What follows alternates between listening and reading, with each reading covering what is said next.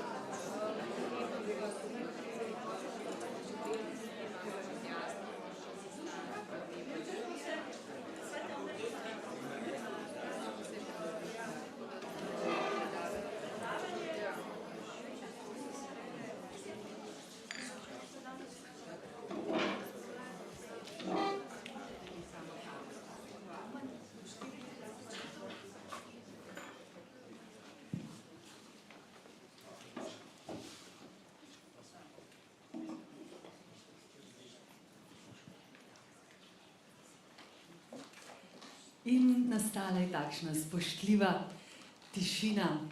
Tako je prav pred čudovitim dogodkom, ki je pred nami. And now we have some very beautiful, respectable silence.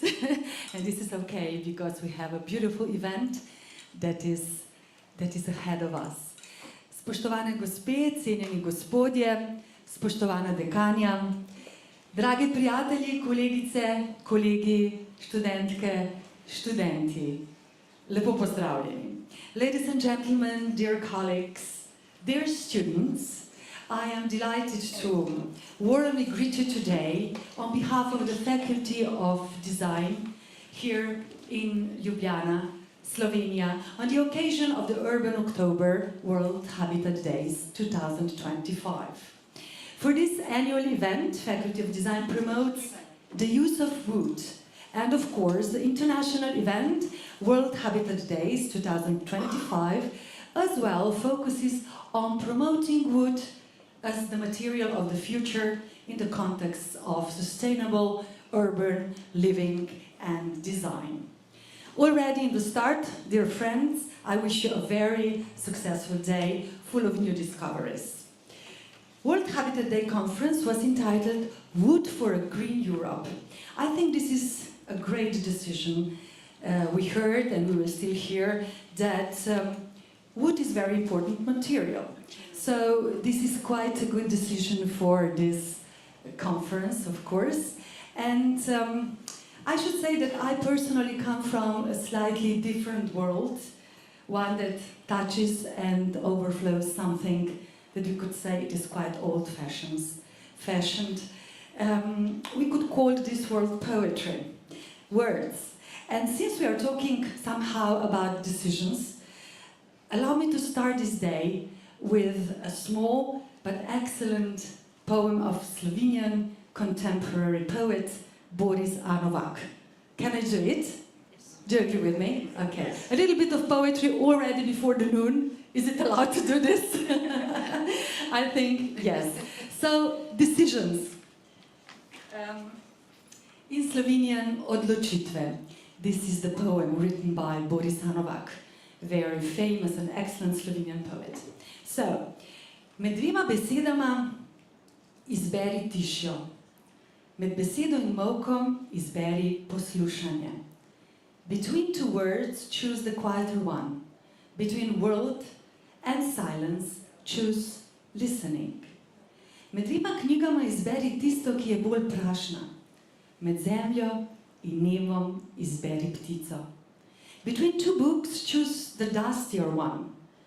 Between the earth and the sky, choose a bird. Med dvema živalma izberi tisto, ki te bolj potrebuje. Med dvema otrokoma izberi oba. Between two animals, choose the one who needs you more. Between two children, choose both. Med manjšim in večjim zlom ne izberi nobenega. Med obupom in upanjem izberi upanje. Težje ga boš nosil. Between the lesser and the bigger evil, choose neither. Between hope and despair, choose hope. It will be harder to bear. So this is about the decisions, and today's decision is wood. Ladies and gentlemen, a very fine and very happy announcement to start this conference. The opening speech, which will be delivered by our Dean. Professor Nada Rožmanec-Matičić, Acting Dean, Faculty of Design, Ljubljana, Slovenia, be welcome on our stage. Dobar dan, prosim, izvolite, Nada.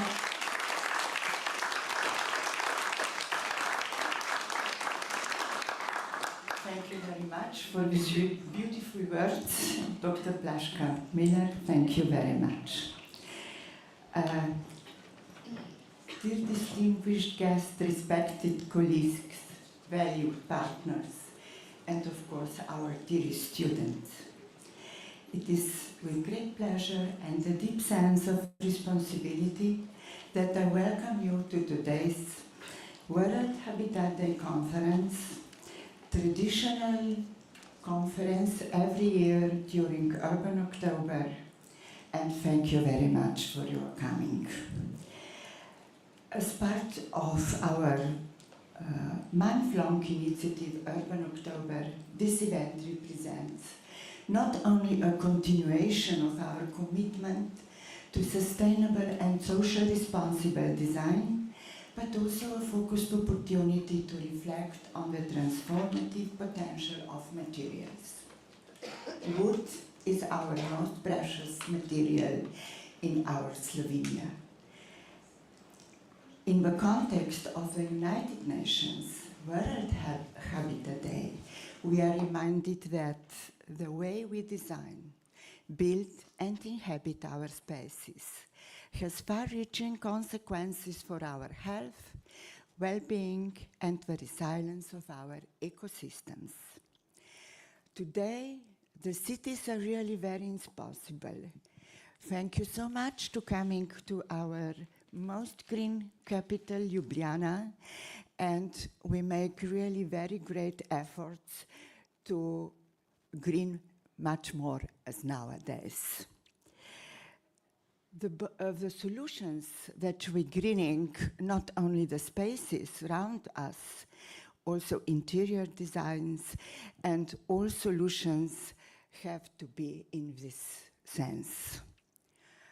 As we know, wood is regenerative, wood is renewable, and it looks like a very rich material. It offers us very much solutions.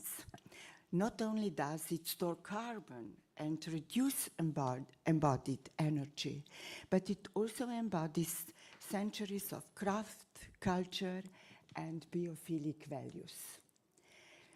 Biophilic values are from day to day very important issues. And as such, all these challenges us to rethink, to reuse, to rebuild not only our relationships, but also our spaces, our urban design projects, our old buildings, our homes. At the Faculty of Design, we use this precious material wood all the time, during all the projects, and also the education is really very important in this field.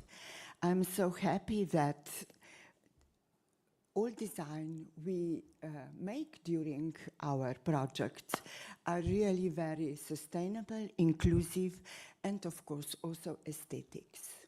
What we have in mind, these are all these 17 goals of Agenda 2030. And of course, this agenda is in front of our doors. We have to look after to Agenda 2050. There are really many problems in the world. And on the Faculty of Design, we are really very proud that we contribute to this agenda a lot of projects. A lot of projects have been made for our greenest city in Slovenia. It is our capital, Ljubljana. And of course, we explore these sustainable approaches of Agenda 2030, not only in urban design or open spaces, but in all spaces we need schools, hospitals, our homes. I'm so happy that today's conference will bring together different voices from different point of view, and I'm looking forward very much to and I'm waiting for your contributions, because it is really very important that we hear us, that we discuss, and thanks to all my colleagues which have been come also from Australia to Denmark, from Great Britain to North Macedonia, Belgium, and so on, the whole world. Thank you very much. And of course, thank you very much to our dearest students who are willing to help us to realize all our goals we have in our mind. Thank you very much for your attention.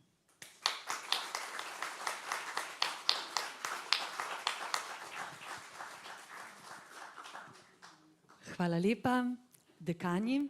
Thank you for your words. I guess that collective commitment is a very important and beautiful concept to be considered also today. Yes, collective commitment to what? We will see to what. And now some honorable speeches are ahead of us.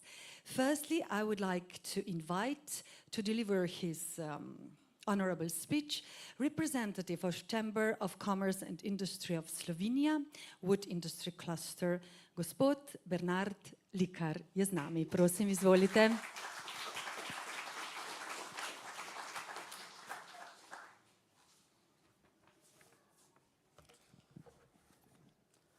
Dobar dan, welcome. Sorry, I'm a little bit high here. So, it's a true honor, really, to welcome you in this vital conference today. This year, Wood Habitat Day is a moment to reflect on the state of our cities and urban crisis response, when we champion a solution that is as old as civilization and as modern as tomorrow, wood. The future we are building, the sustainable, resilient, and beautiful future, has distinct scent of wood. We must realize the power of this renewable resource in our daily lives. As the great Professor Sasha Mechtik often said, wood application spans from the spoon to the city, from the smallest, most personal product to the large-scale prefabricated buildings where we live and work. What is our natural choice, actually, is a health-friendly material, an incredible effective carbon sink, and a crucially renewable resource. Here in Slovenia, we understand this better than most. With over 60% of our territory covered by forest, our nation has an abundant supply of wood and deep historical and cultural connection to it. This is a tremendous natural advantage that we must leverage fully. But to truly unlock this potential, we need synergy. This crucial link between the creative industry and the furniture and wood industry is where true value is added to the market, visibility is forged. Designers, architects, students, entrepreneurs, and the state must all collaborate. This is how we transform raw material in the high-value product. In this light, I want to specifically praise the long-standing and fruitful partnership between the Chamber of Commerce and Industry of Slovenia, the Wood Industry Cluster, and the Faculty of Design. I especially want to acknowledge its founder, Professor Nada Maticic. This decade-long collaboration has yielded a remarkable number of concrete partnership and innovative design ideas, many of which have successfully made their own way to corporate production. And this is the model for the future. Let us leave the conference energized by one certainty. The role of wood in our urban environments is only getting stronger. The timber and future furniture sector is growing. The image and the usage of wood are enhancing, and the forest and wood industry hold a strategic place in national policies. As long as this remains, in Slovenia, we have no reason to fear for our future. Finally, Professor Maticic, Nada, thank you sincerely for this opportunity to address the distinguished audience and welcome such eminent guests. Hvala.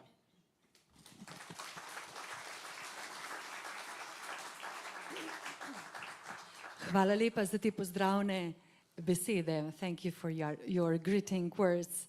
And now I would like to announce a speech delivered by Emeritus Professor, Architect Peter Gabrielčič.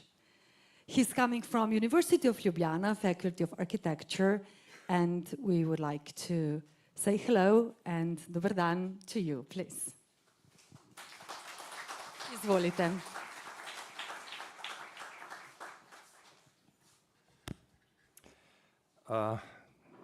Dear guests, dear colleagues, students, especially students, because they are our future.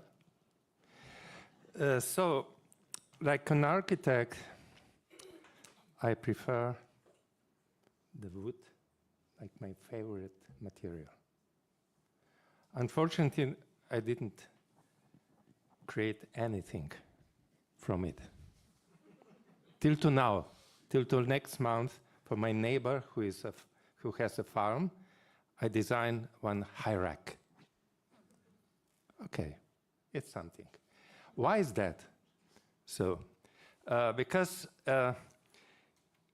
not in Slovenia, but all around the world, the lobbies of producers maintain mainly with concrete, steel, but wood, it was a little bit in doubt, you know.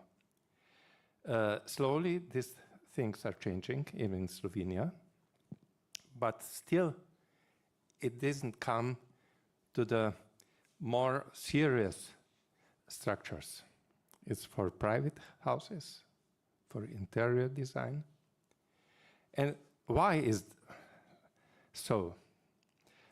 Because I think that we have to change something in our mind. And how we can change it? With innovations in mind. No? Therefore, I address my article, Creativity Between Science and Art. And I'm trying to show you how it should be possible, even in our matter, to change something.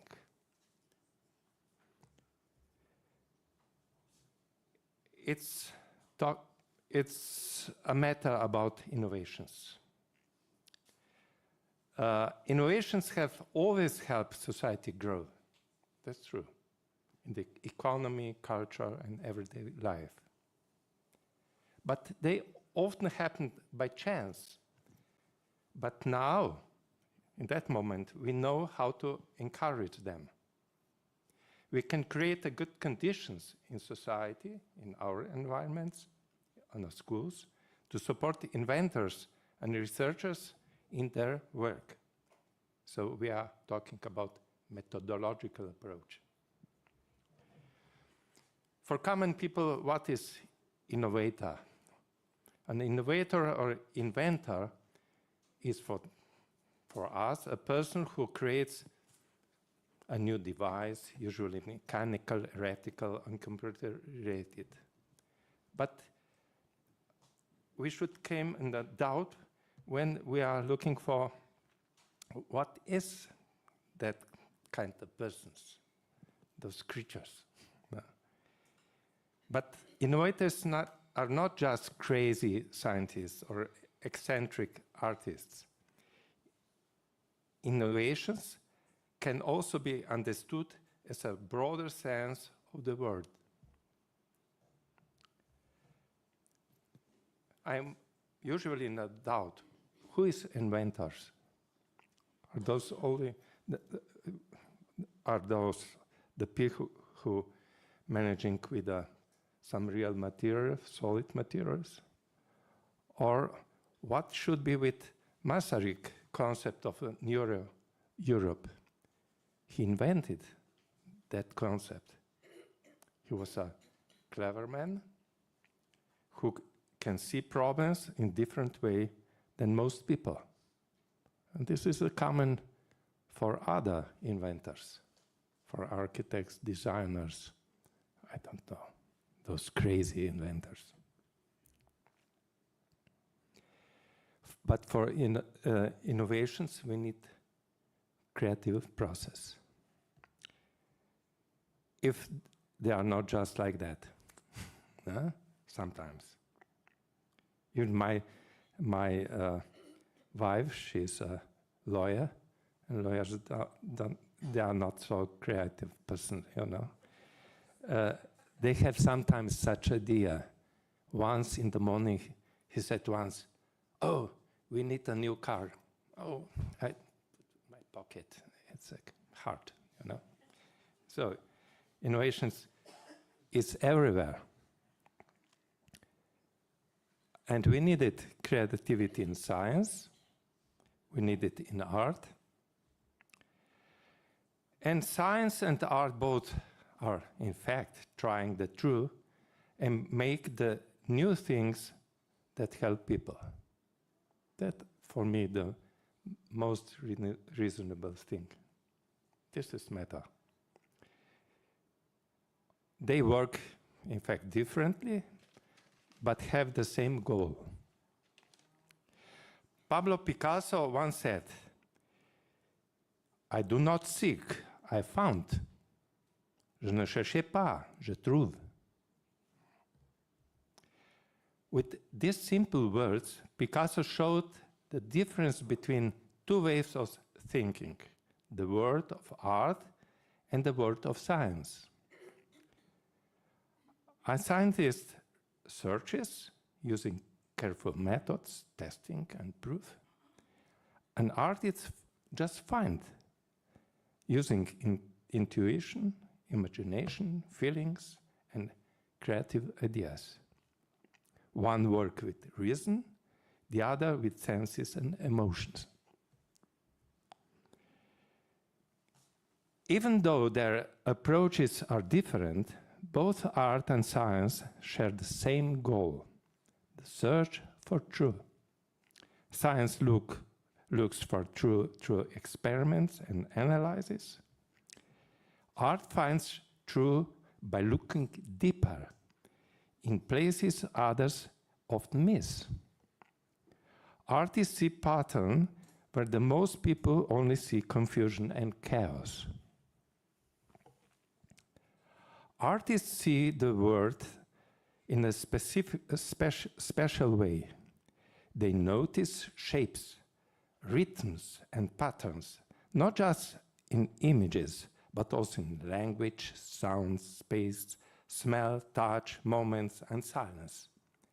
They also see the patterns in today's cultures and societies. The artists express themselves through metaphor. Metaphor bears most difficult task, to name something which is unable, cannot be expressed with words. The feelings on the human inner world, in our inner landscape. It is a sense of truth, a kind of higher knowledge that the artist communicates through their medium. It is prediction of something that has yet to take shape in the real world. It is a vision of the future. And for me, this is the most important task of the art. Otherwise, this is a just routine. To open the mind for the new coming things, to open new debate, open new task. But in this complexity, art finds a new role. It helps us explore and understand new social patterns and hidden structures in our time. Not through logic, but through feelings, imagination, and institutions. It was happening all the time in the art. The art usually step ahead unconsciously to extract something, to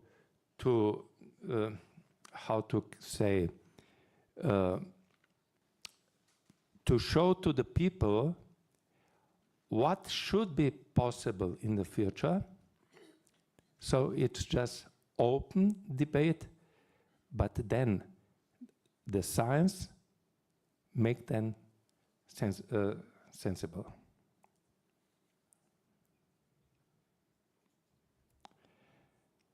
Artists' ideas often came from emotion, metaphors, and creative thinking.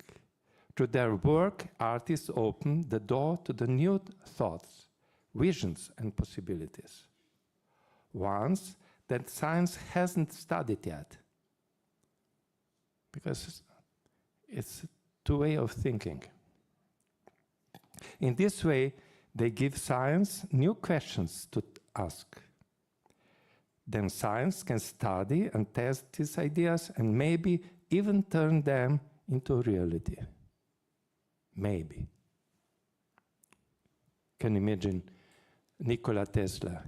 He invented thousands stupid ideas, but some of them are quite reasonable. And how to encourage creativity? We were yesterday talking in a school on design about that creativity, and we said it's necessary to have a gift, but gift for what? Everyone have gift for something, but it's not enough. The systematical approach to creativity can encourage our knowledge how to manage it with that process. We know all the story about the brain. We have left one and right one and left one, and that all our schools, special middle schools, are oriented just on a left side, like that are training young people to be middle school professors at the end.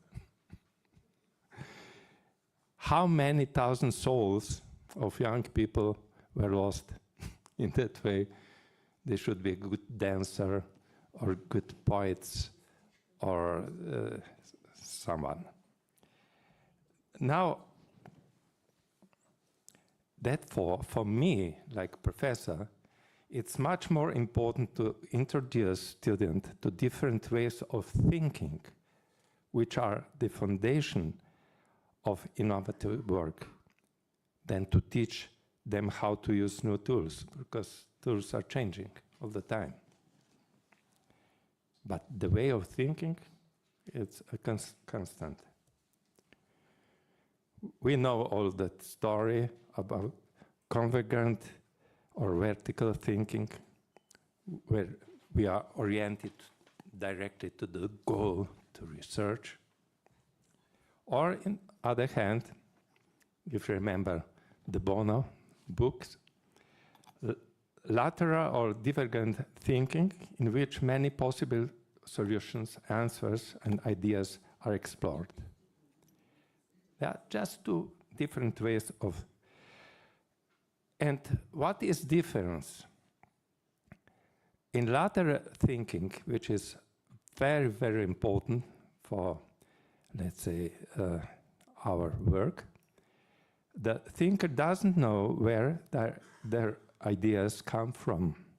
Ideas often appear from the minds of calm and free. That's important, calm and free. Any prohibition, command, control, or self-discipline will immediately stop the process. This is important. Immediately stop. No. But usually our schools are oriented that way. You can't make mistakes in a school, because then you are punishment.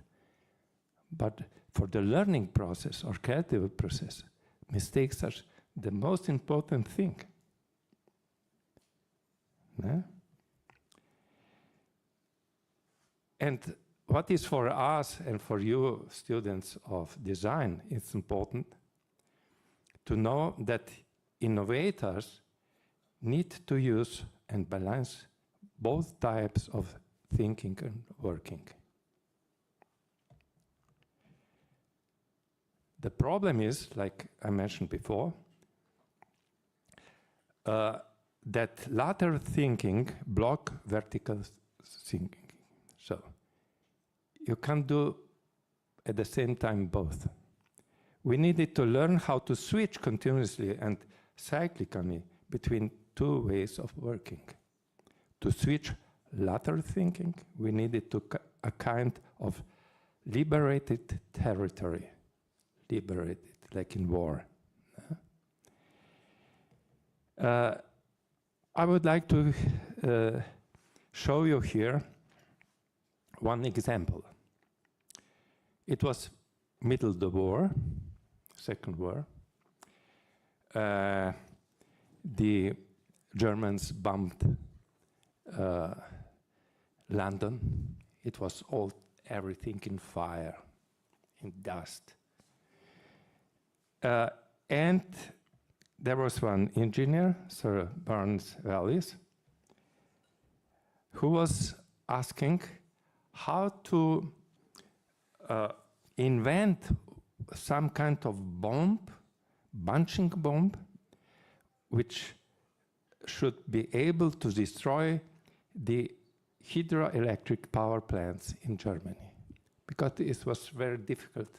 The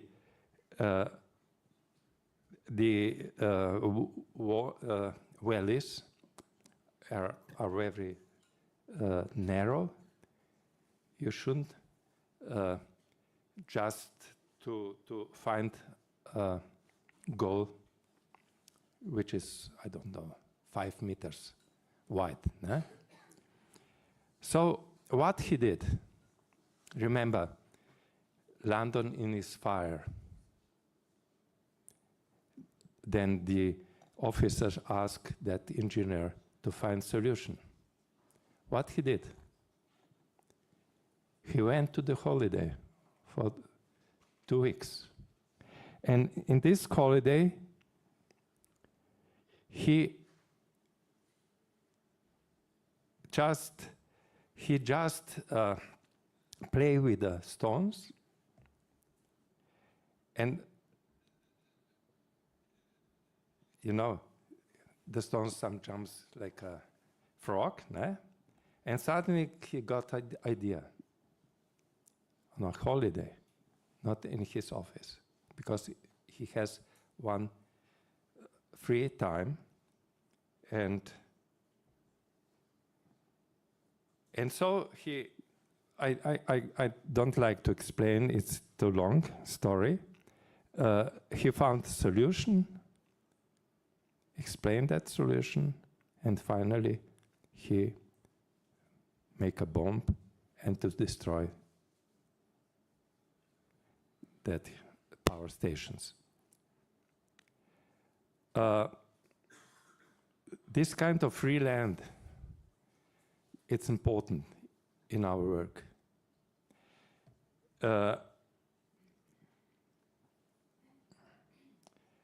Me personally, I believe when we are talking that researchers are not so inventive, not so creative, because in our mind is that creativity is something connected with art, then we can say that I believe that creative process is very, very similar in both science and art. When we are faced with the task of finding a creative solution, we are all experiencing the blank page syndrome. I can remember in the movies, writer who are trying to find idea on a blank page. And therefore,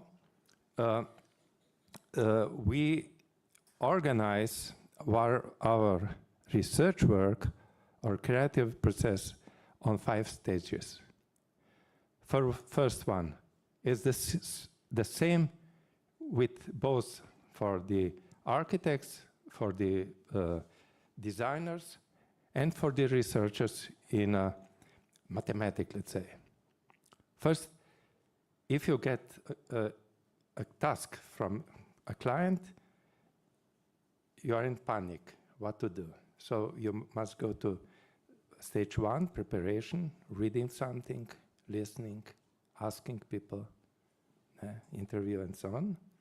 Then the second stage is incubation, when you need it maybe months to collecting all those information in yourself. And then the third stage, it's illumination, eureka moment. Suddenly it's like in glasses. If you put in, you can see things clear. And fourth is evaluation, and finally realization of it. So at the end, my project won. It was competition for the new bridge in Ljubljana, the smallest bridge of mine. I have about 35 bridges. And idea was how to make it very thin, not to show the straight, but to make illusion that it's a lighting.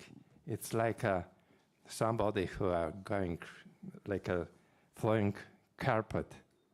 So very thin. And this was the starting point, but we used a lot of research in a technique, in a and in architecture.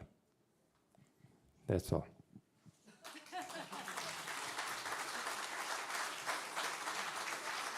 Hvala lepa.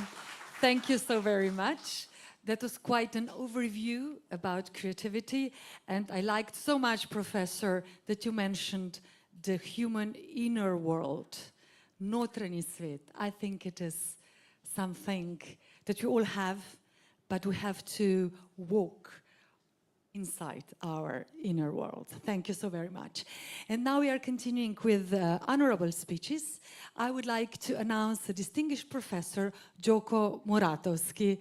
Please be welcome. We are waiting for your words. Prosim.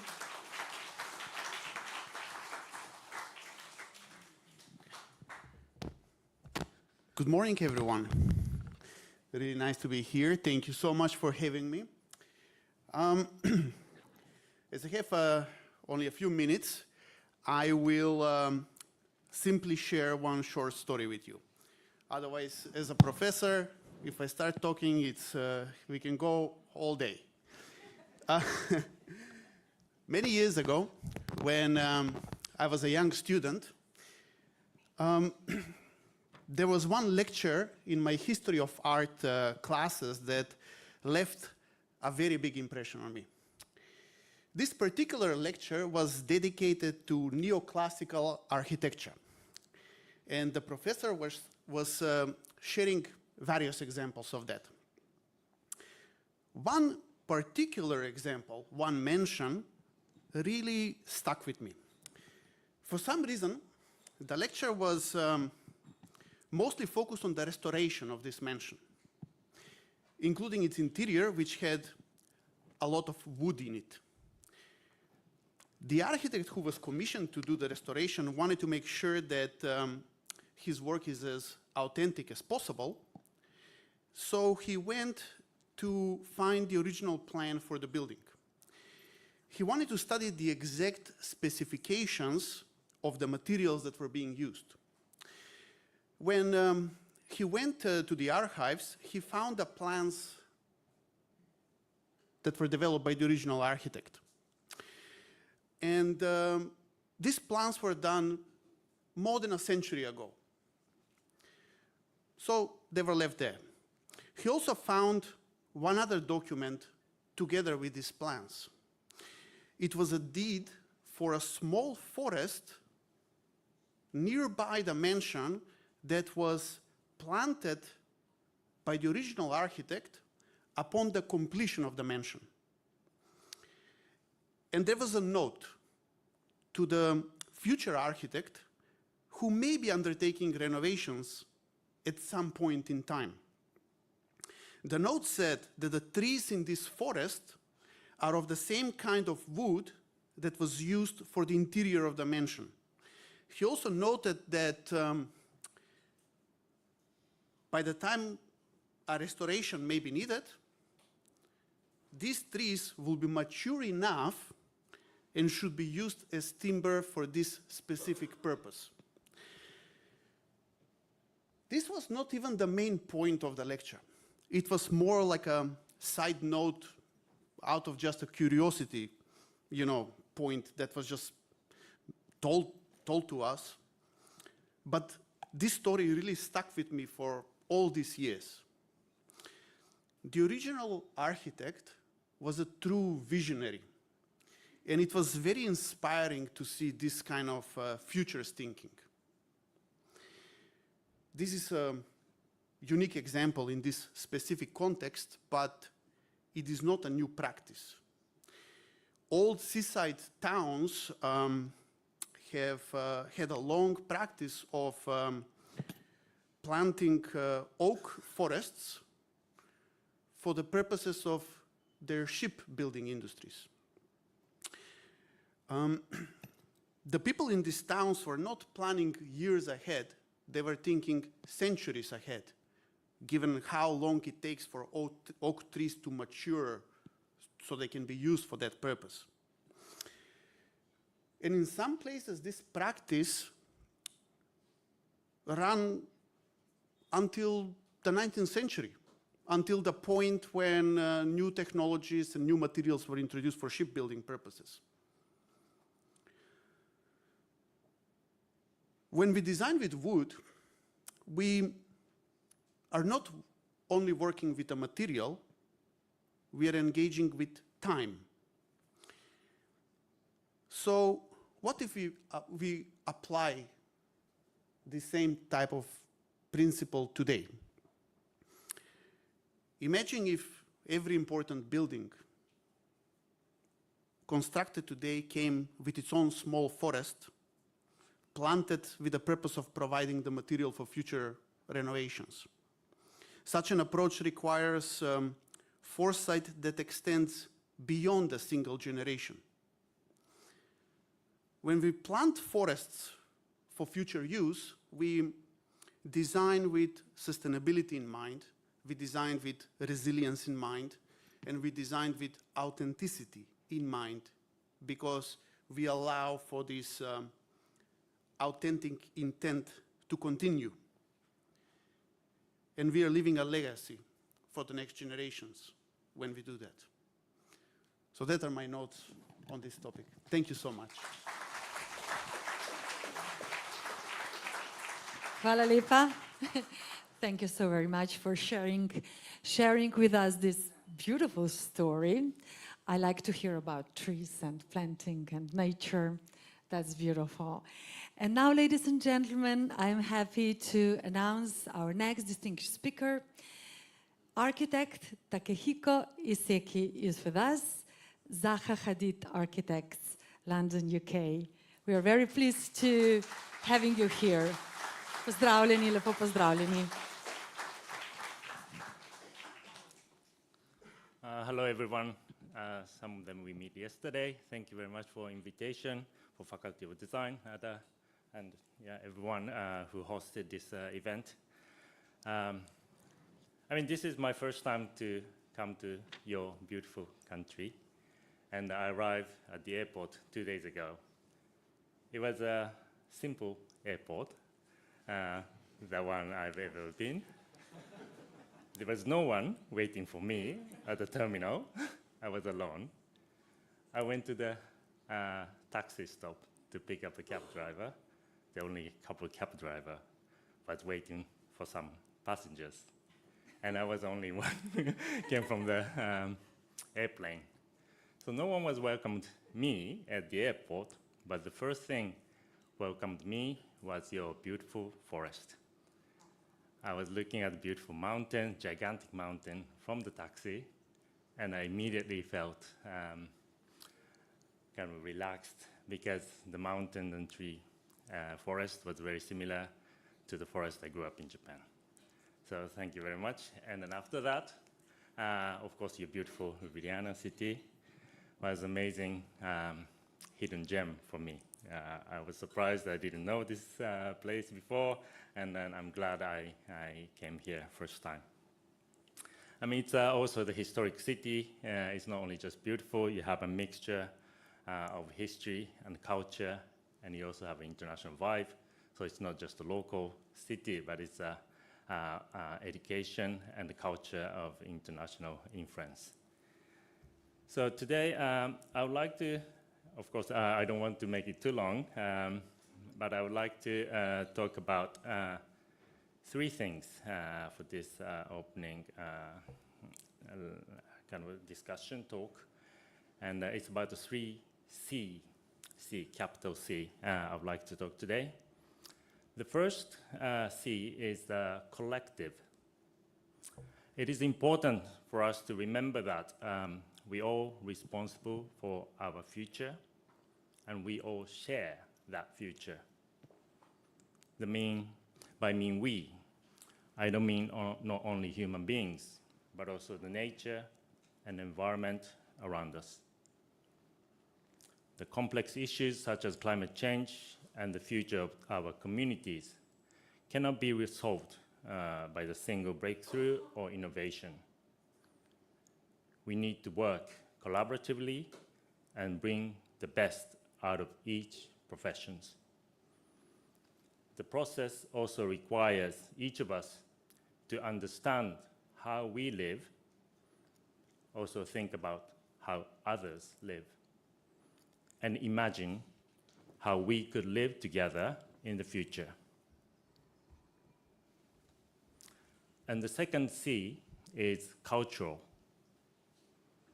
The shaping a sustainable society is not only a technical challenge, but it's a cultural one. Coming from Japan, I feel a strong connection between sustainability and culture through the material of wood. In my country, wood is not only local and practical material, it's a spiritual one. Traditional shrines in Japan are made of wood with no metal screws and no concrete foundation. The Ise Grand Shrine has history of 2,000 years, but it's rebuilt every 20 years. Not because the old one has failed, but because renewal itself is part of the history and its meaning. The demolition of the shrine is carefully made piece by piece, and the deconstructed parts of the shrine will be offered and spread and become the part of other shrines in Japan. So wood carries the idea of life cycles, growth, and renewal. And it's a respect of nature, and even in daily life, Japanese homes, wood gives warmth, tactility, and a sense of continuity between generations.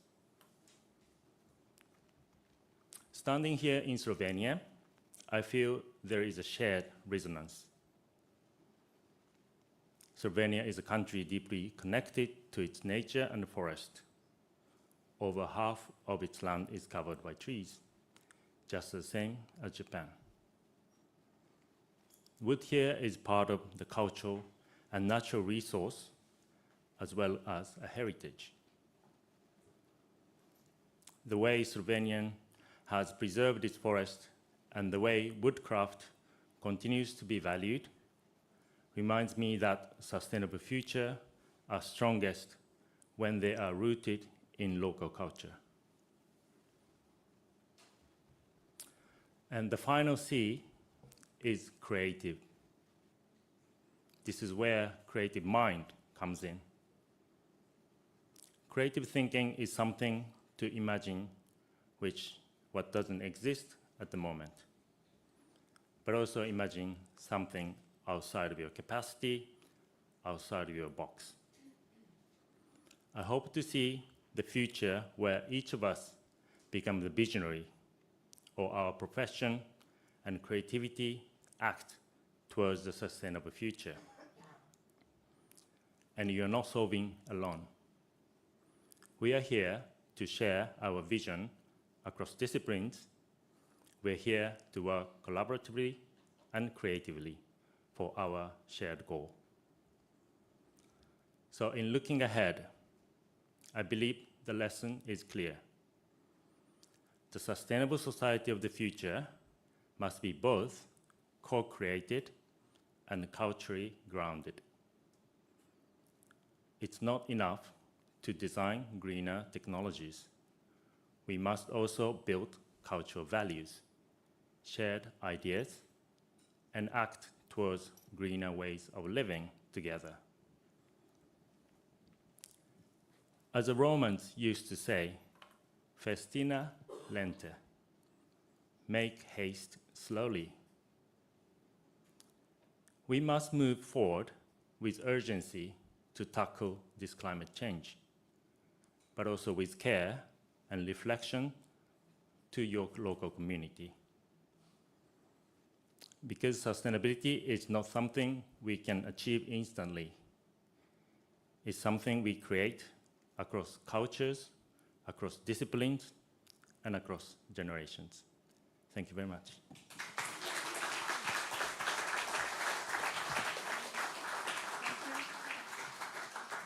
Hvala lepa. Thank you sincerely for your beautiful words.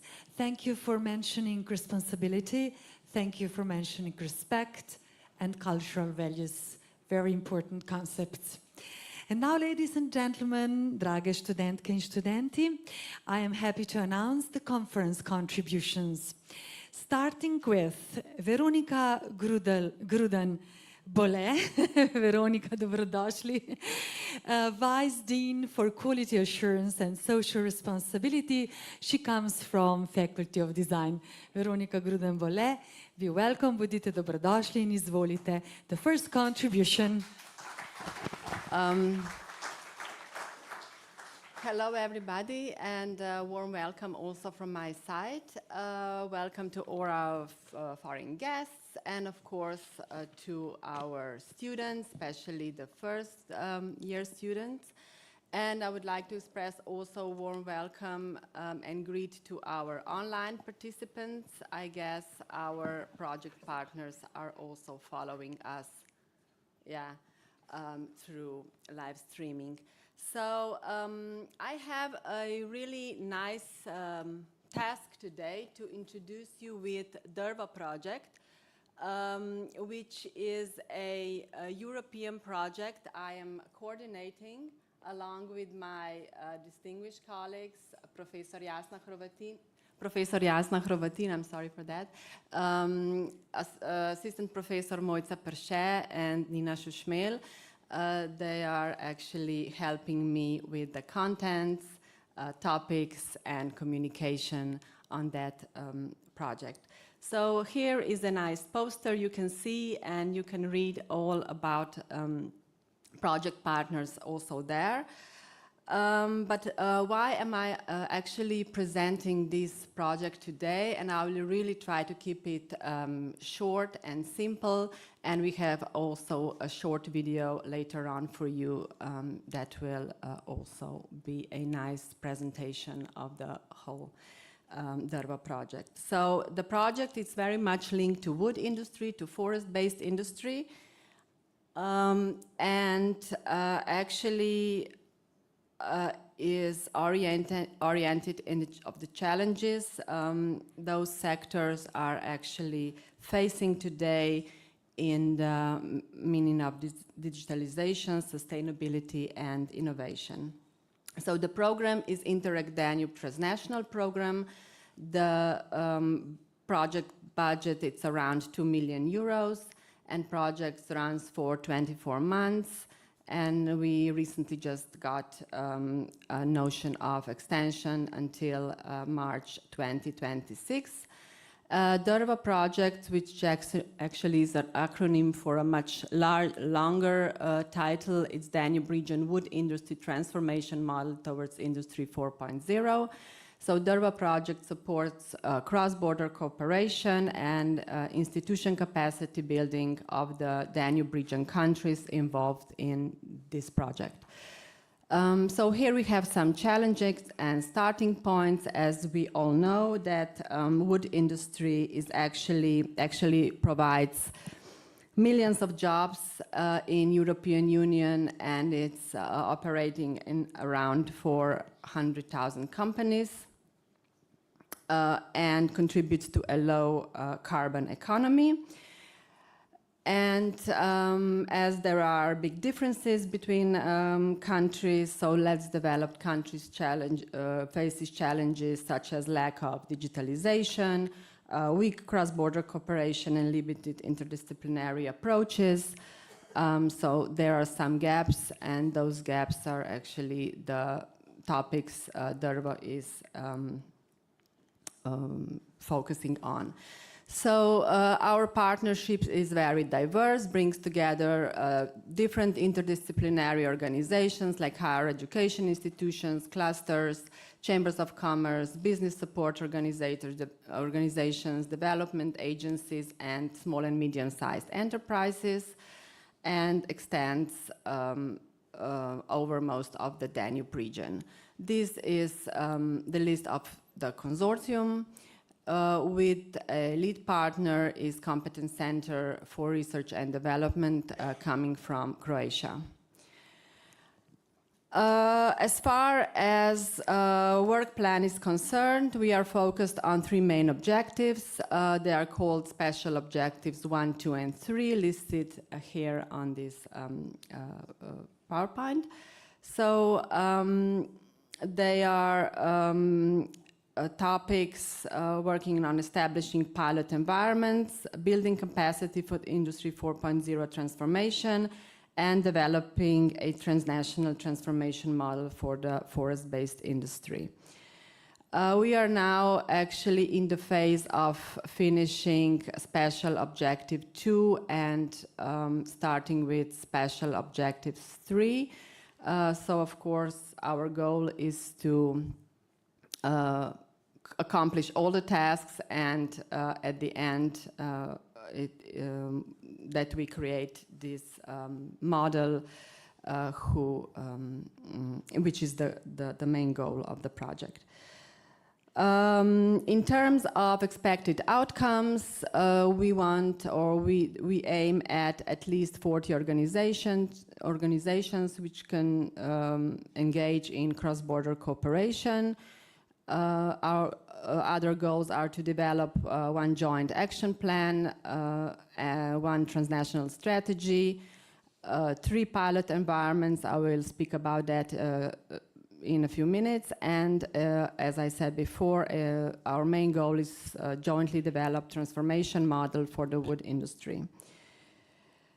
So here are some tasks coming from SO2, transnational capacity building for the forest-based Industry 4.0, and the main activity here would be to establish 3 pilot environments. That would be pilot environment South, pilot environment East, and pilot environment West. The opening event, we successfully established that. So the opening event of pilot environments was in Pécs in Hungary.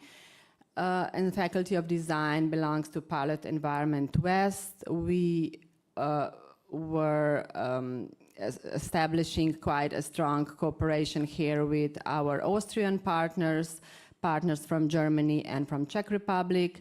And also in the video, you will see that there were few activities going on in Kuchel, in Austria, along with train-the-trainer programs and study visits of the wood company Weinberger. So the topics we are covering in pilot environments, I will just not go through all of that. You can read it But as you can see, the Faculty of Design is collaborating in the topic of design of wood products. So to sum up a bit, DERVA 4.0 is an opportunity for the Danube region's wood industry to take a significant step forward toward more digitalization, sustainability, and stronger transnational cooperation. So hopefully the unique transformational model will successfully support that goal. I will ask now Domen to show you the short video, and thank you very much for your attention.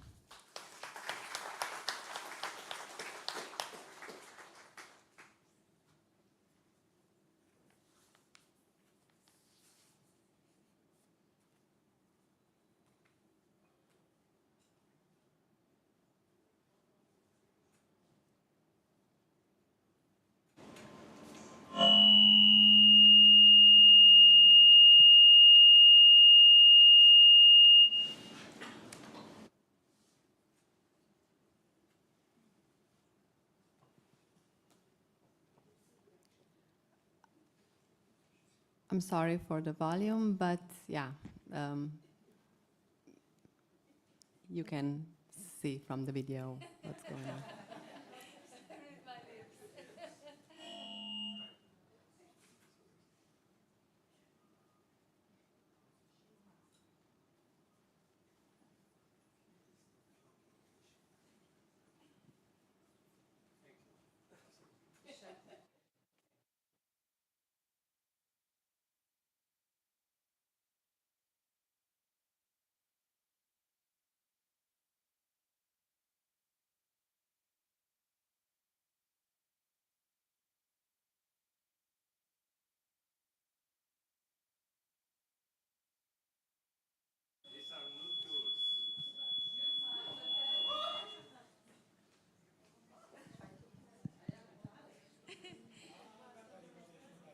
And 1, 2, 3, yes.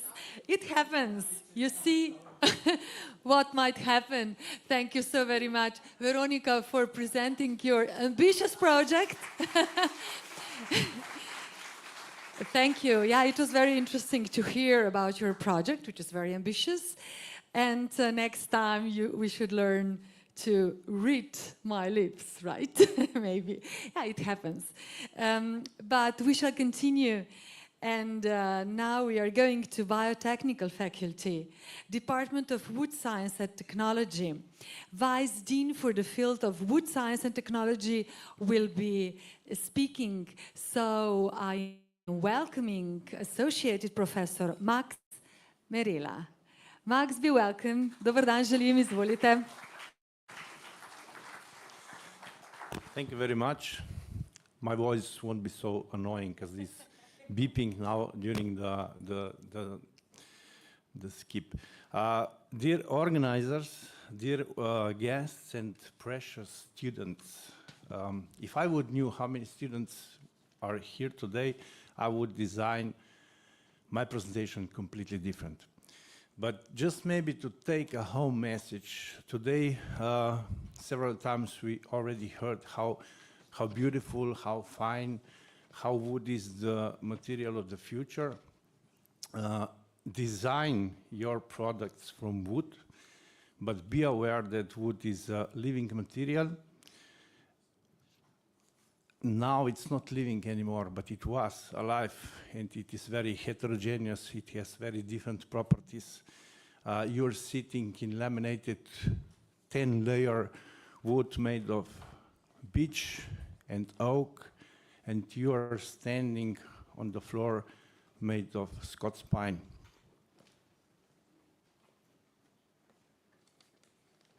This is Scots pine. It's the same material as you're standing on.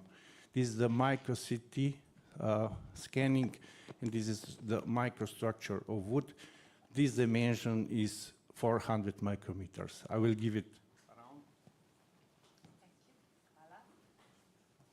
So my topic will be completely different, but I think it's a good point that you realize when using wood for your products, design your project, have in mind about wood properties, because wood is a fantastic material. And if you know about its limitations, you won't be disappointed when using it. But as I said, my presentation is different. The wood is material of the future, but it's also material of the past. So my talk will be about wood in cultural heritage and different approaches, how we can extract the data that are stored during the growth of the tree inside the wood. I'm coming from the Department of Food Science and Technology. We have like 250 students per year, and we have like 50 employees. And our study actually covers all processes from the sawmill, from the raw material in the end of the project. Also a bit of design, but not as much as you, and also marketing and organizing stuff.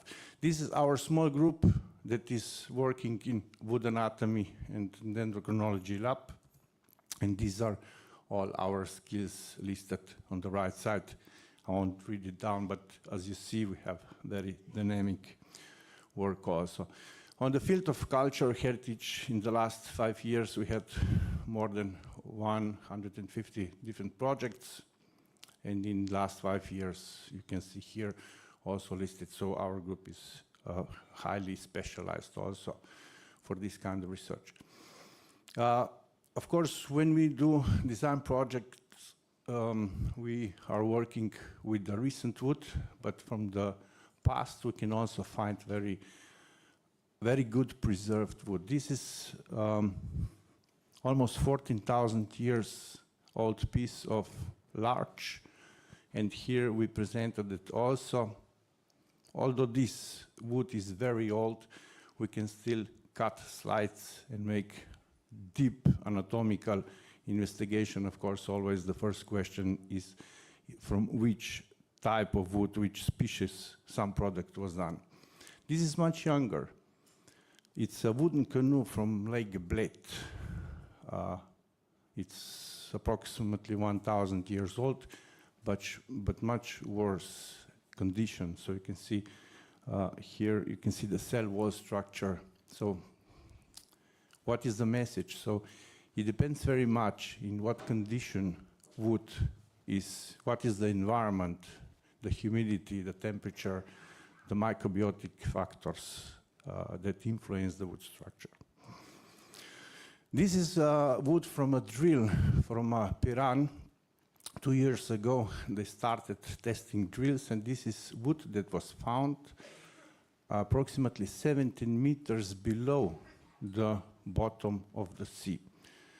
They found a small fragments of wood of oak and fraxinus, and we also did slides to identify. So in this case, you have to freeze the wood because it's so soft as a mat, you cannot cut. For precise, more advanced methods, we can also prepare slides for scanning electron microscopy. A lot of time we actually combine different methods, and in the next words I will explain how we can combine different methods on different institutions to extract as much data as possible from one object. This, for example, for the ceiling in Celski strop, it is very small particle of wood that we get, but also we are able to do the analyze. Sometimes we get samples so small that we cannot do nothing, maybe, but in the future, as a challenge, also some new methods can help us. I will show you in one example. I believe most of you know the church in the Lake Bohin, and this is the head of John the Baptist that was found more than 20 years ago in the church, abandoned somewhere, and it was stored in restoration center. And 2 years ago, we started to investigate this head, wood anatomy. So the first question was, what species is the head made of? So it was linden, and on the bottom part of the head we have a plate representing the bloods, drop of the bloods, and it was the spruce. So the main question was the dating. We have dendrochronology, which is the actually examination of the growth ring with when trees are growing, each year conditions, they fix how how high will be the increment, and each year, of course, is different. But in this case, it's not possible because the data is not possible to extract from the linden, and we use the C14 carbon dating. But as you see, this sample was dated 800 years before Christ. So here something is wrong. You have to be aware that also some errors can appear during the exploration. In this case, we did the chemical analysis and we found out that this head was probably protected with some petroleum protection coatings, and the old carbon from the fossil probably did this error. So we had to do another sampling. We removed the plate, we did the small hole in the bottom part, and we got the first result. But the first result was not satisfying our colleagues from the Restoration Center because the result was in too high a range, so like more than 70 years in this radiocarbon dating curve. So the next methodology, that was the micro-CT scanning done of our colleague in Slovenian National Building Institute. And this is the same technology I showed you with this Pinus sylvestris, this piece of wood that is round in the audience. But in our case, we didn't go so in deep, so precise. We just had to count the growth rings. Micro-CT scanning is a fantastic method because it allows you the internal insight of the wood, of the object that you are scanning, and you can see all the details. So the knots, also the insects, damages, and so on. So with this methodology, we were able to plan very precisely the second sampling, and finally we got the date. So it is, the head was dated in 1,250 years. Also, a good approach when exploring the object in culture heritage is to make a digital twins. Probably you know some scanning technologies. And after the technology of scanning, you get the 3D object. So this is the result. You can make a very precise scan, and you can make it a 3D object printed. And this is, for example, for blind people, how they can feel, to touch and see actually the object. And then when we have all the data, in our department we also have a group that is specialized for the CNC profiling, and with the help of technology, we can also make some copies of this, and this is a very good start for restorators, how they can finish the work. So this is like one prototype I also have here. I won't give it around, it's a heavy one. You can look during the break. And in this speech, I just wanted to explain how not only on our object, but also in your projects, if you have some goal for the students especially, please employ all the input data you already had during the study and look around, also networking like this one, and extract all the data that you need, the input data for your projects, and your success will be for sure in the future. Thank you. Hvala lepa. Hvala lepa, professor. I would say that you're a kind of wood detectives. Isn't it like this? Wood detectives? Sometimes, yes. It was very interesting. Thank you. And now we shall hear the contribution of PhD candidate Lucia Rjavec-Primožič. Lucia, may I invite you to the stage? Please be welcome. Dobrodošli, izvolite. I shall say that Lucia is coming from the Faculty of Architecture here in Ljubljana. Hello, everyone. First of all, thank you to the Faculty of Design for organizing this beautiful event, allowing us all to exchange ideas and experience. And thank you also for giving me the chance to present a bit of my work and research.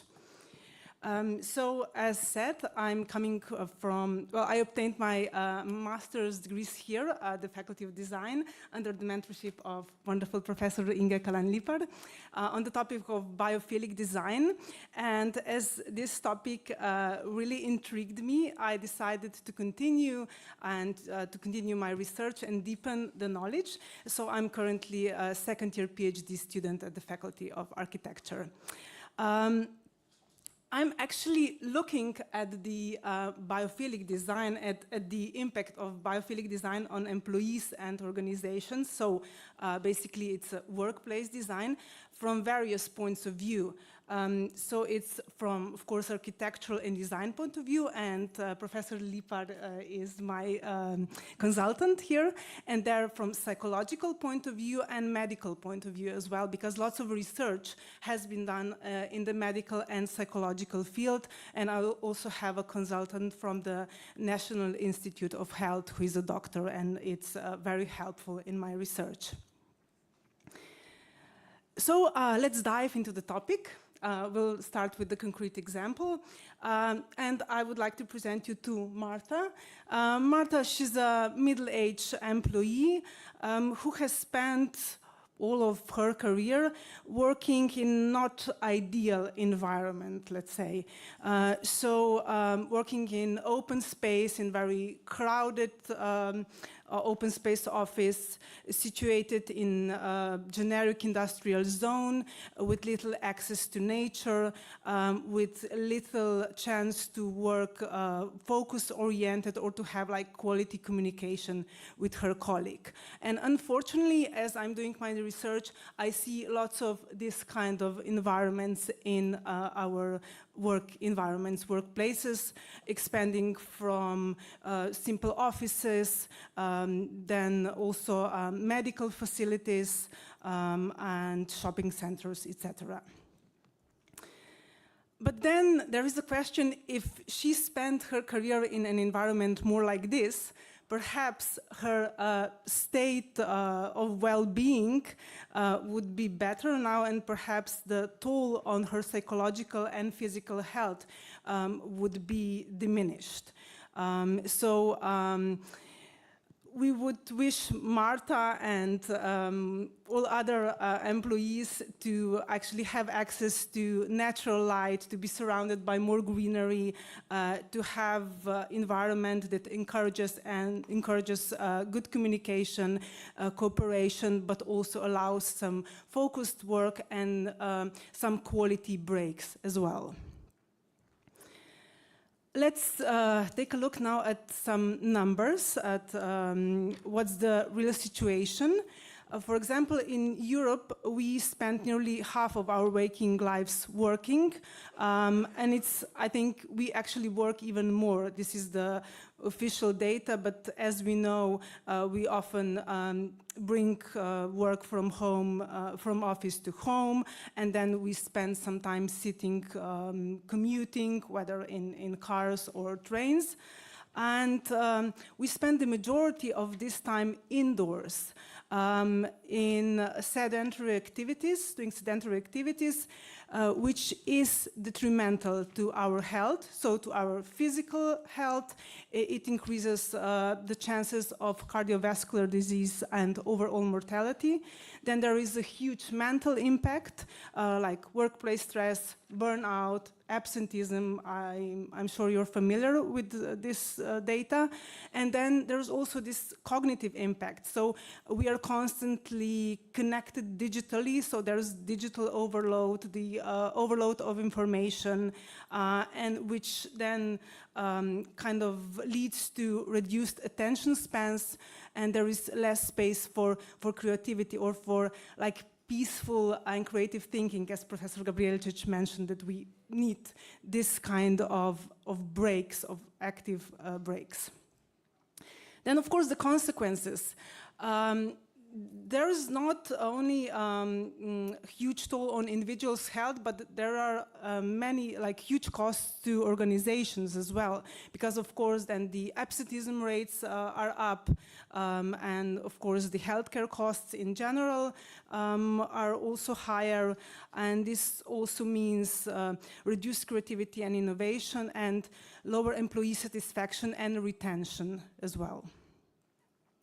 Maybe this sounds a bit idealistic, but what if part of the solution would be bringing more natural elements back to our work environments?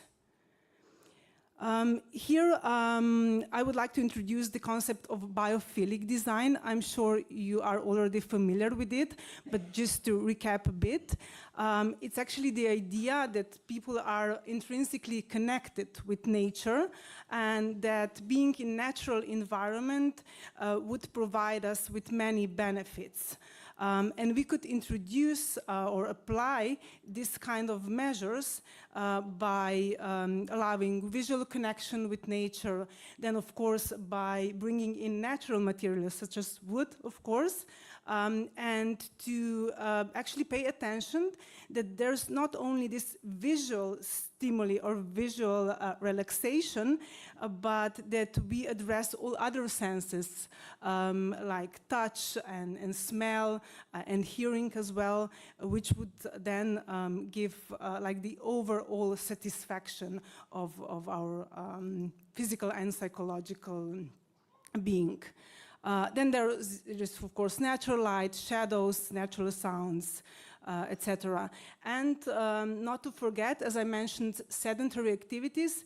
We really need to address this problem by somehow encouraging more movement with bringing some elements in the spaces, workspaces.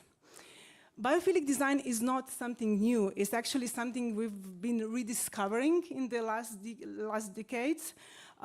Here I listed some examples from Islamic architecture. So this is a picture of typical Moroccan riad with a fountain in the middle, where the cooling water, the water effect of course cools the air, but also provides the feeling of tranquility and peace. And that the Japanese architecture traditionally actually allows the connection between the outside and the inside with this kind of porches and gavas. And of course, the Romans knew already how important is it to incorporate natural elements in order to create this kind of spaces of tranquility and also creativity and thinking. So this is then the design that heals. And as we are living in the society that constantly needs to have some scientific proof or research that this is true and that it is worth investing into it, luckily the medical and psychological fields have been doing lots of research in this field, and the outcomes are very positive. So it has been proven that sensorial exposure to nature reduces impulsive decision making, which is like really important in work environments, but also in educational institutions, for example, or re-educational institutions such as prisons. Then people exposed to nature or natural elements would choose long-term benefits over immediate rewards. Again, for educational purposes, or also in this like a highly stimulative world is something worth considering. Then the cognitive function and attention restoration are also improved.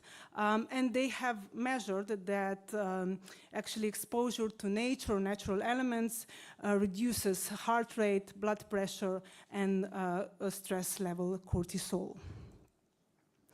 Another research from the medical field actually shows that the exposure to nature has similar effects as brain painkillers. So it activates the areas in the brain that process pain. They use it a lot in treatments, in psychiatry, and also in other specialities. And it has been also shown that the rumination and negative thought patterns are reduced if exposed to nature. And these are the research from highly established institutions from the US and Europe. So in the medical field, this has been applied already. Here are a few examples. For example, Paimio Sanatorium from Alvar Aalto. Aalto was one of the pioneers of this kind of approach. And also Slovenian architect Stanko Kristel, who was responsible for the design of the biggest national hospital in Slovenia, took inspiration from Aalto's ideas. Unfortunately, his plans were not completed the whole project was not done according to his plans, but a few of the elements were introduced. So they have been applying it already for some time. And then the question arises if this kind of design can actually help healing patients, why wouldn't we use it also for healthy people who are experiencing everyday stress? Because it's always better to prevent than heal. Some research have also been done in work environments, especially in team dynamics. So this is also design that connects. And people surrounded with natural elements gravitate naturally toward collaboration. There is a reduced stress, and they actually are more creative. So this is good for the employees, good for the business, good for the health. There is reduced absenteeism, enhanced creativity, and more talent attraction alignment with corporate responsibility goals. I know I'm exceeding a bit. So I would just like to finish with the thought that we're deeply connected to the spaces around us, and it's very important what kind of elements we surround ourselves with, because this would shape our inner and then consequently outside world as well. And again, Marta, let's think about her when designing our next workplace project. Thank you very much. Hvala lepa. Hvala lepa, Lucia, and a lot of success in your future researches, PhD work. And now we are continuing, as Lucia said, with a wonderful professor. And she is here coming from Faculty of Design, Inge Kalan-Lipar, who will deliver the next contribution. Inge, izvolite. Well, thank you very much. And oh yeah, microphone, sorry. Thank you so much. There we heard today so many ideas, so many lectures, and so important thoughts. And I'm glad that I can represent you just in a short time in one film. I hope that technicians will go well on. I'm going to present the students' projects that we've made, and of course this is some of them are here present, the authors, and my task is to present you 3 projects done here in Ljubljana that I have chosen among 70 of them. Our students, they are made during the studies small steps towards best world, with planting some trees, some bushes around in urban spaces here around us. With a creative and analytical approach, they plan conceptual projects that offered added value to us inhabitants and citizens of the nicest town, as our mayor usually say, and green town, Ljubljana. So I will not speak anymore, and I will show you just 3 films, 3 videos, because our students usually, when we end our conceptual projects, they usually do the short films to represent their work through as well the videos. So now I'm going to present you just 3, as I told you before. And one is, these titles are titled by the students, not by me, and they are usually named by our very well-known writers or persons or politicians as well, as you can see here. And one is Truba's Garden, and it's quite here, behind us here, not far away, maybe 100 meters away, is a square that our students that are sitting here behind, they are the authors. And then the other one is Cardel's Pavilion, that was a neglected green place in Ljubljana among the faculties and campuses for students. And the other one is a dressing facade. It's a project. How our students have an idea, how can make a dull facade different. So the first one is Truba's Garden, as I told you before. The second one, so I hope that this is it. I hope the films go on. Yes. Ljubljana is a wonderful city full of hidden squares, and ours is tucked between Ilirska Street and Trubarjeva Street, called Trubar's Garden. The original square has been completely neglected and damaged, and is in need of renovation. In the vicinity of the square, there are residential buildings, a student dormitory, the Sigmund Freud University, the very city center, and the Ljubljanica River. As part of the renovation, we surveyed residents and passers-by. While most responses were positive, some older residents expressed concerns, which we respected by preserving the square's original forms and openness. We aimed to keep the space open, safe, and functional, while bringing it back to life as a green meeting point where nature, history, and community intertwine in the heart of the city. Just like the nearby Ljubljanica River, life in the garden flows calmly yet vibrantly, full of shared stories.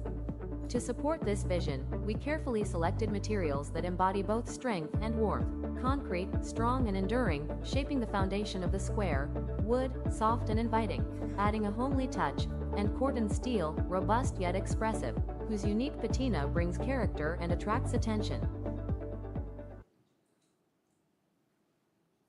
The next presentation is Cardel's Pavilion, and I must tell you that these voices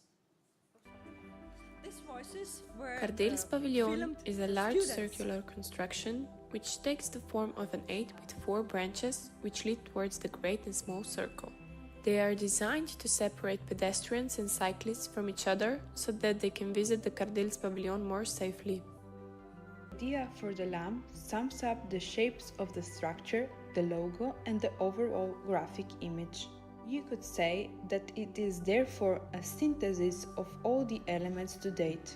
The lamp is a very light stainless steel structure in matte black, which at different times of the day creates different effects in the park and thus different experiences for visitors. We have created a modular system and placed several models with different destinations in it. The basis for the model is the cylindrical shape of the same diameters, which with the help of various nips can be combined in a large model. Thus we got 4 shapes from the basic model, to which we added dynamics with different heights. Inside the modular system we have seated areas, bicycle rooms, vegetation throughout, water elements and trash cans. Cardel's pavilion is the intersection of all generations. On the one hand, it encourages recreation and healthy living. This is reflected in food courts with a healthy food assortment, in pedestrian and cycling trails designed to constantly move around, and modular elements consisting of green troughs and fountains for a pleasant atmosphere.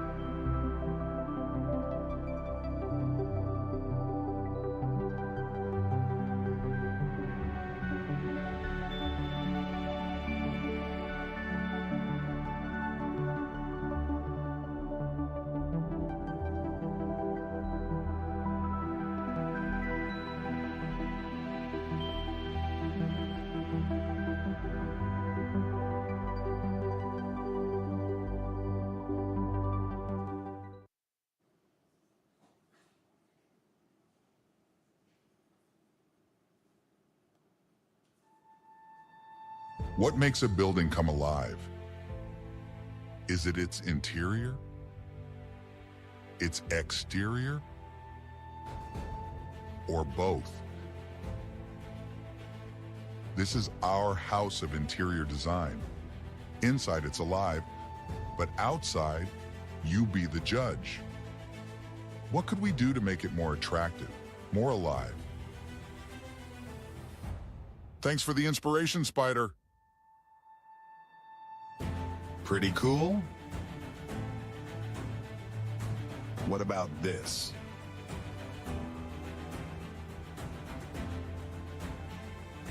We've made it attractive, now we just need to bring it to life.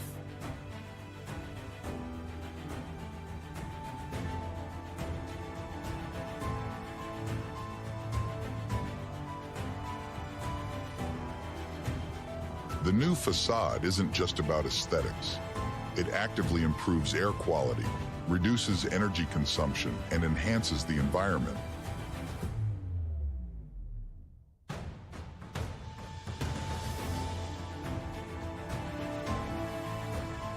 It has a natural cooling ability and serves as a home to various organisms. This is a building that not only serves people, but also lives in harmony with nature.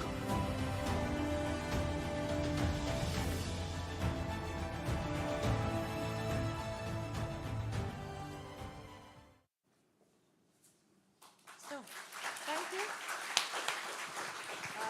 And I'm really glad and thankful as well from my students that they did such a work. Yeah, okay. Microphone. Yeah, it's okay. Everybody heard me already. Okay, yeah. Thank you. Thank you, Inge. So Inge extended the thanks to her students. Thank you so very much, and we are continuing with another contribution, which will be delivered by architect Marian Pobolshai. Please be welcome. Marian is here. Co-founder and principal architect, Superform Ljubljana, Slovenia. Bodite dobrodošli.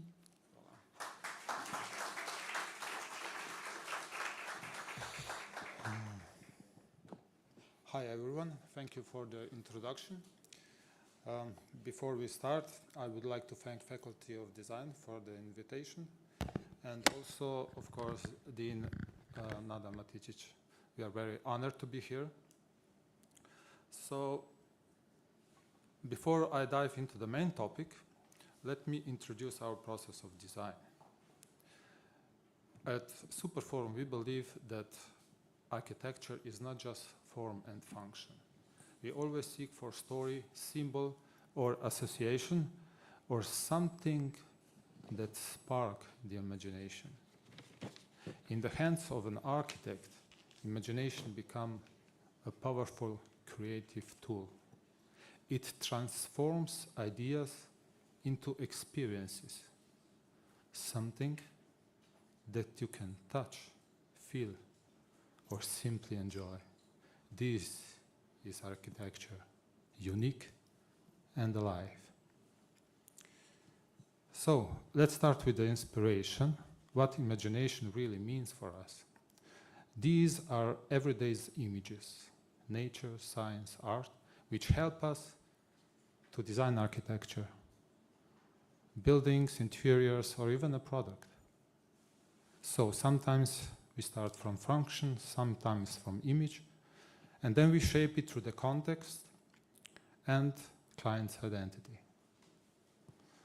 Image comes, is with us sometimes at early stages, sometimes later on in the design process. Imagination stays with us along the way and define how architecture is experienced. When imagination meets a form, a multi-layered experience is born, and we gave it a name. Each of our project names describes how people feel when they use particular building, space, or even a product. So, each project, you will see, it's not only about function, it is also about identity, imagination, and the way how design tells a story. So let me start with inspiration, or with project names. Stairway to Heaven. 1 + 1 + 1 = 1.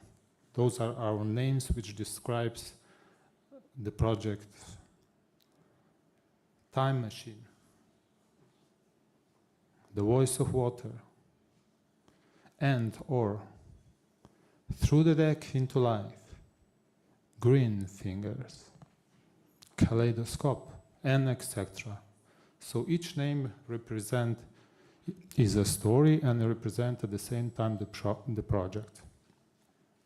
Here are some of our build projects.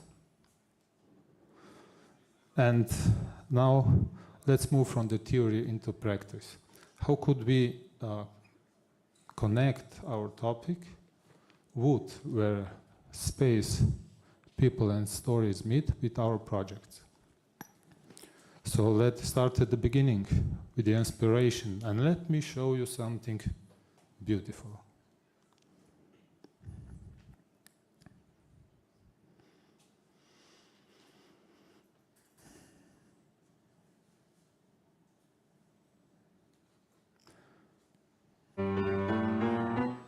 Dance is beautiful. We can see it as an art, or it can spark imagination for something more concrete. We can see it as a space. Or maybe a cloud.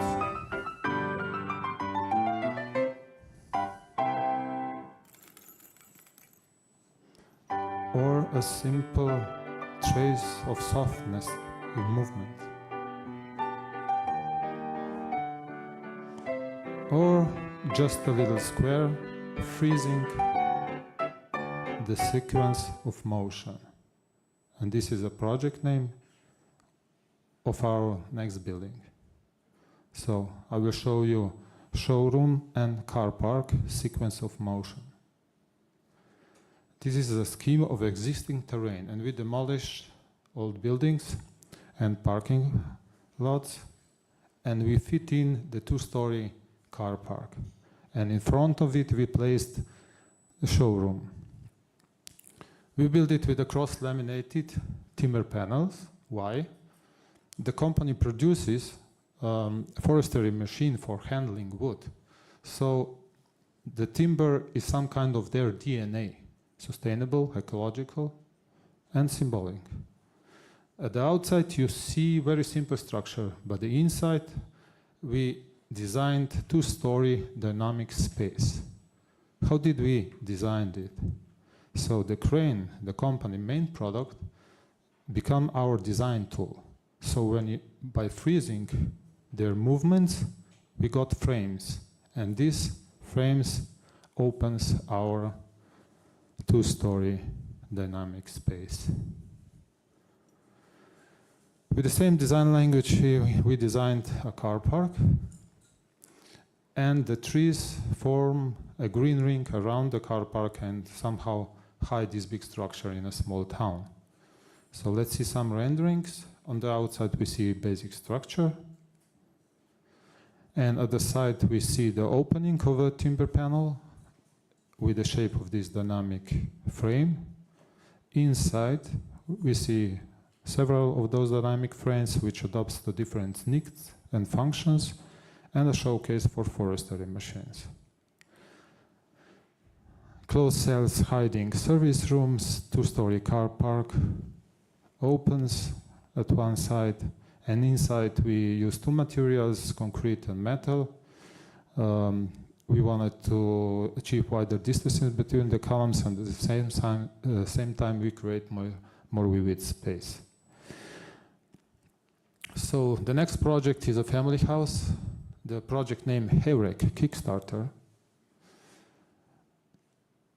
And Heurek is one of the strongest symbols in our Slovenian tradition, but somehow losing its purpose.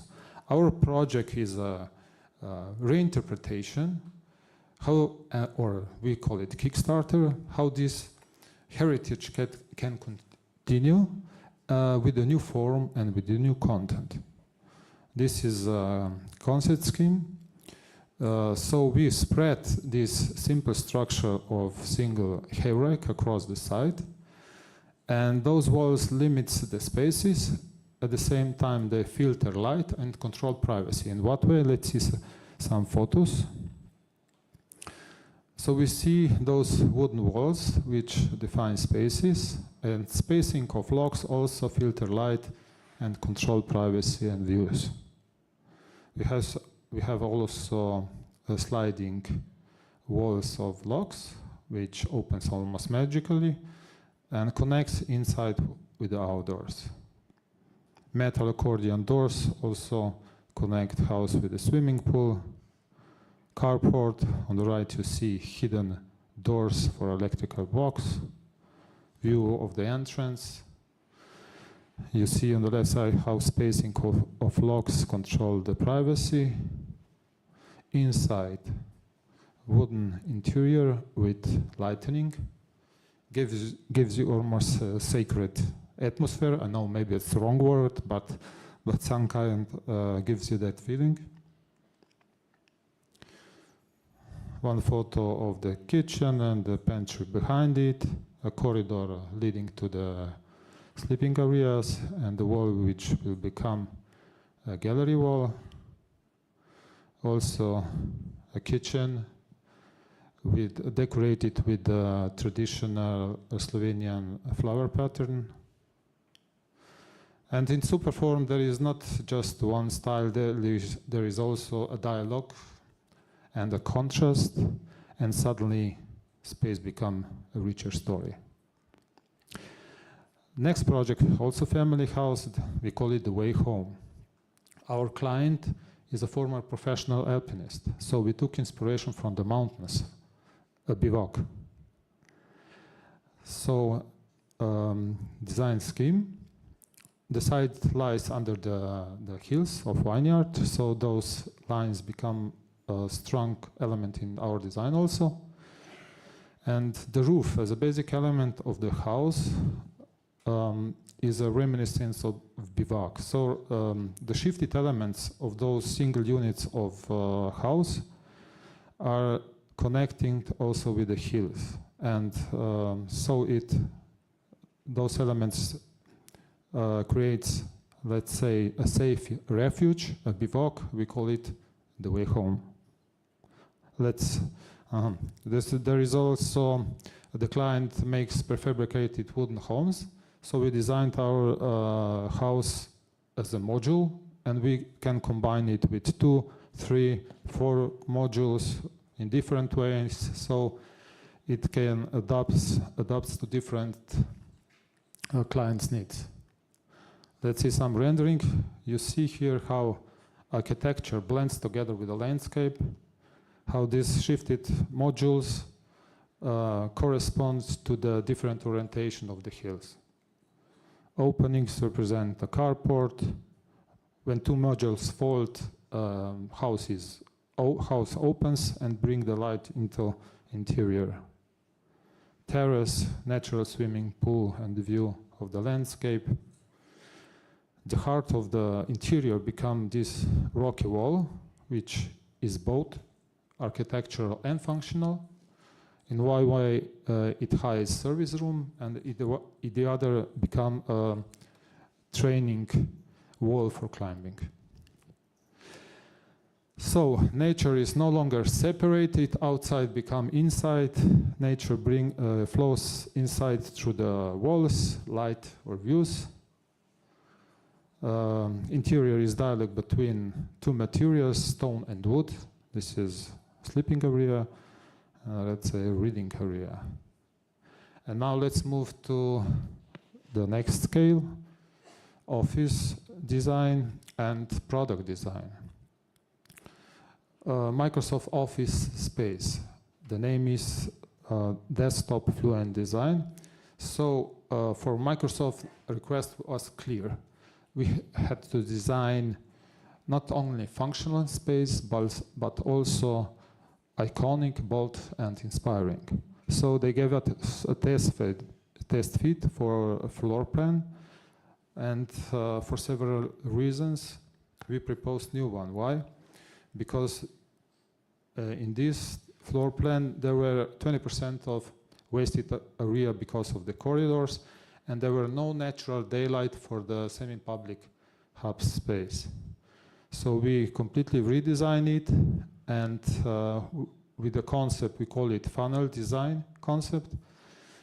We placed working units on both sides, and we placed in the middle this hub space in the shape of a funnel. In that way, we have no corridors anymore, and the light penetrates deep into the building, so all the premises have natural light and panoramic view to the city. Okay, now we have functional plan, but there is no identity yet. So how could we bring company's identity into the office design? And what does company identity really means? Let me ask you this maybe. What is the first image that comes to your mind when you think of Microsoft? For many of us, it is Windows desktop. This familiar screen we all know. At Superforum, we always seek a story, symbol, association, or something that captures the client's identity. In this way, this particular project, it is this Windows environment. So what we see here is different windows of application floating in this digital space. And we have on the left and the right side, we also have some 3D elements. How can we this implement into our design? So let me show you the next concept scheme. Those surfaces represent the walls. And we have also two 3D elements on the left, reception desk, and at the back, let's say, kitchen island. And how can this be transformed into the real space? Let me show you next photo. So this is, let's say, the immersive Windows environment. We see here extended walls which are detached from the ceiling and from the floor and floating in this office space. On the left we see reception desk, and on the back we see kitchen island. This design also celebrates local identity and Slovenian tradition. The glazing walls are printed with 5 biggest city of Ljubljana. Then this kitchen island is wrapped with a texture which inspiration we got from Slovenian traditional woven basket. Another view, extended wall. And also this long wooden table, which was inspired from the central kitchen table from the old Slovenian homes.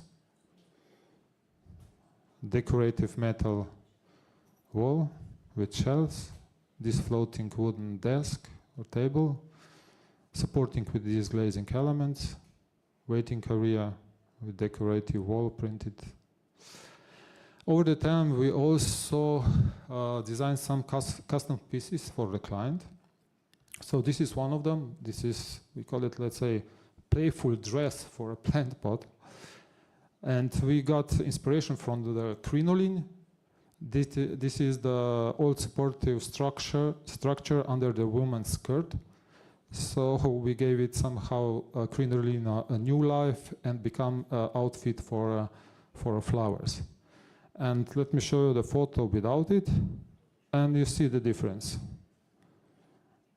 The space becomes richer.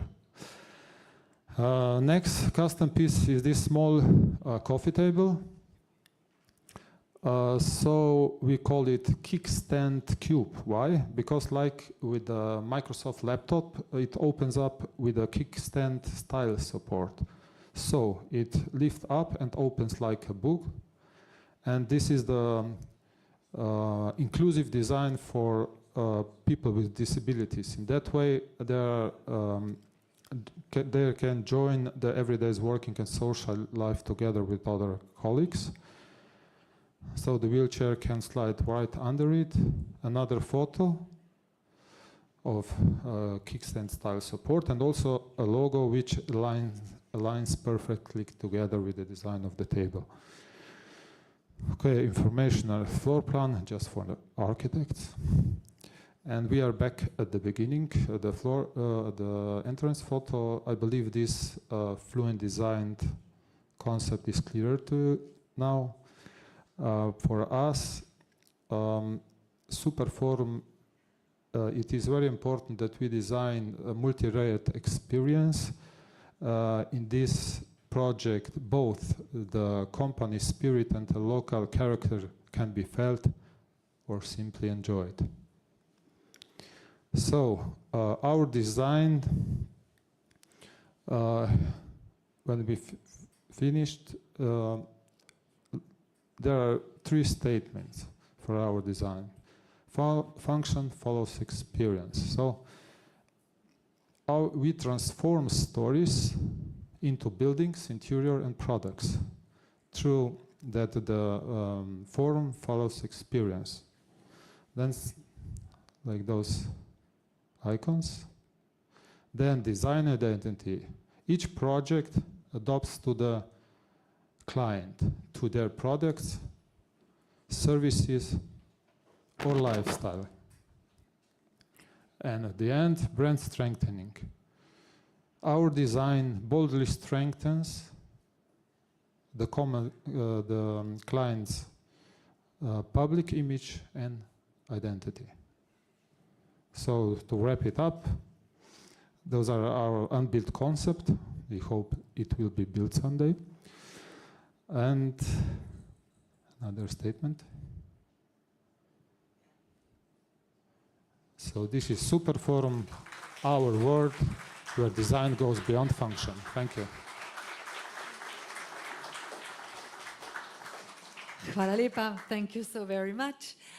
Well, a lot of information, a lot of impressions. So I think we are a little bit tired. And I heard that coffee is floating around and the thoughts about coffee. And our dean said, let's make a break. And we shall just obey her. Let's have a break, and in like 30 minutes, we meet again here and continue with our program. Enjoy.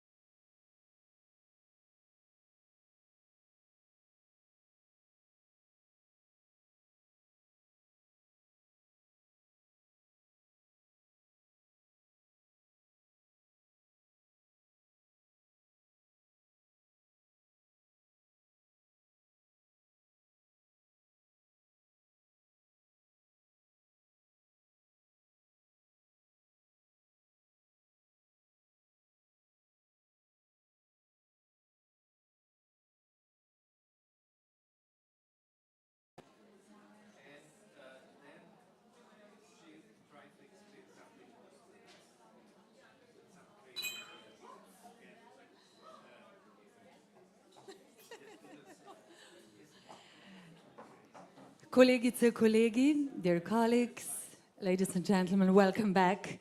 We shall continue having some program ahead of us. And firstly, we're going to Romania, I guess.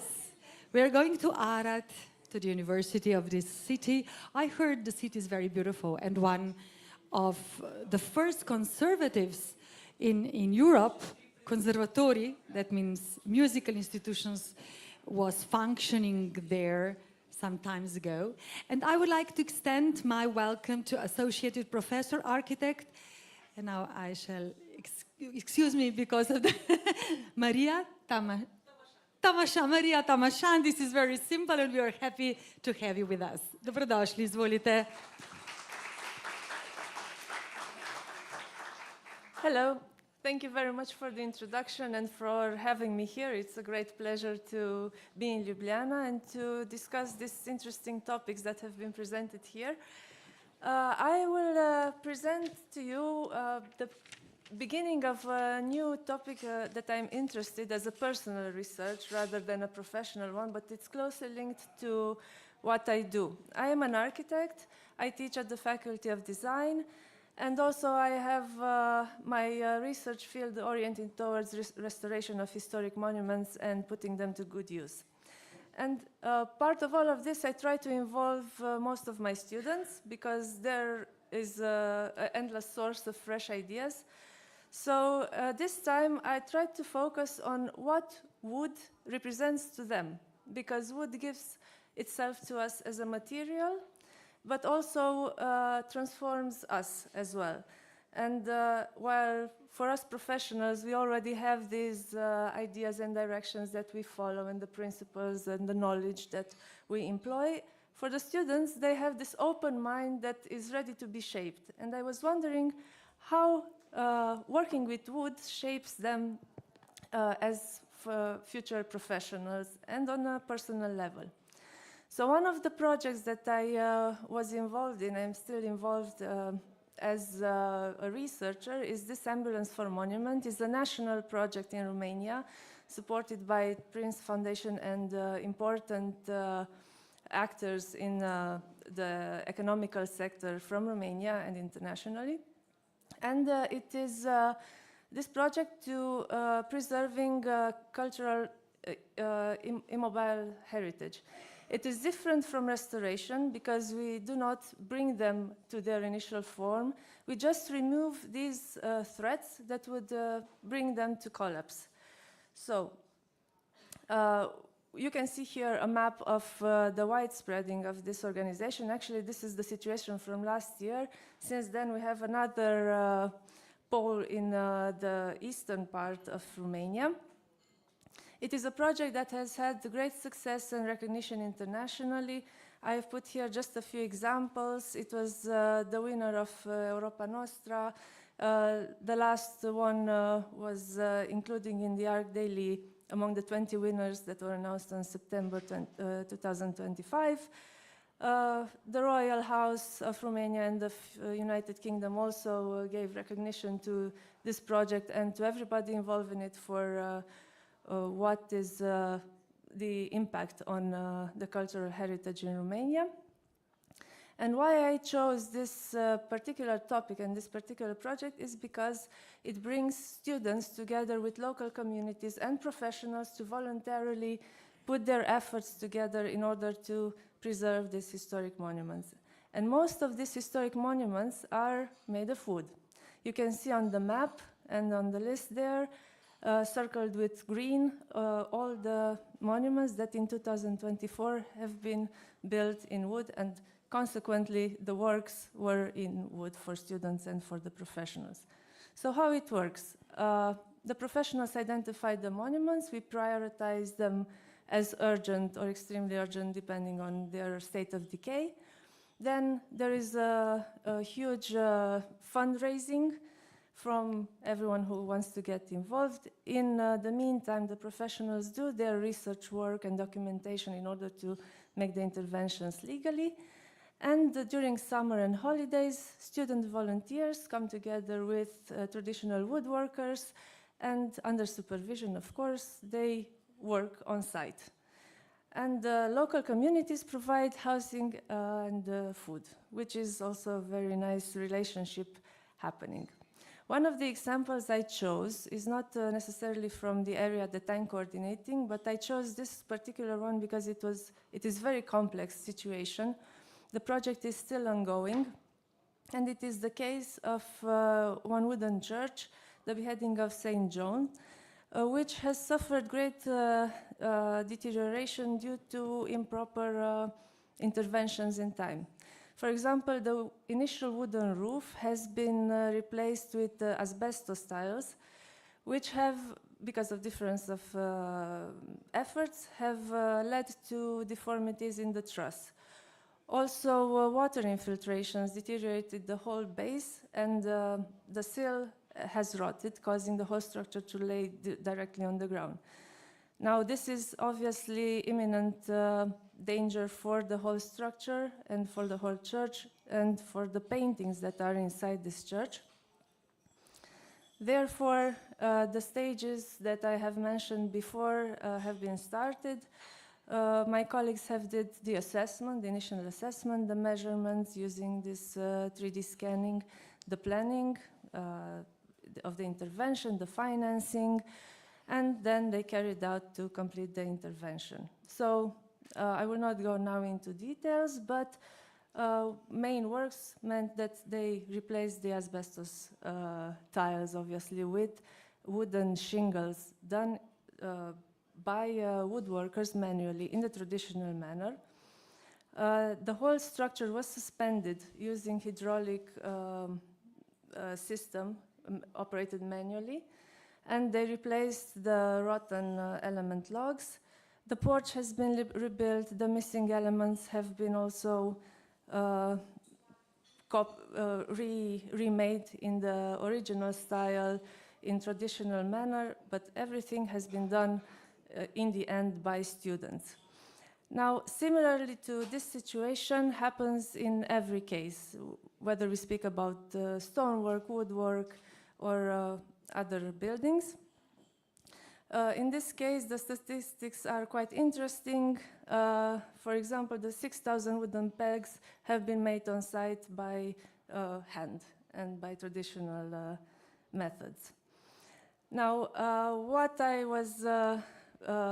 what I took as a hypothesis is that wood is actually more than a material. It creates bridges from the past to the future. It connects cultures, generations, and inspires future design. I really liked these three images of the traditional woodworker who has inherited his knowledge from his parents and grandparents, the students working, and the community giving back what they have, the sweet, tasty cakes. Now, because of the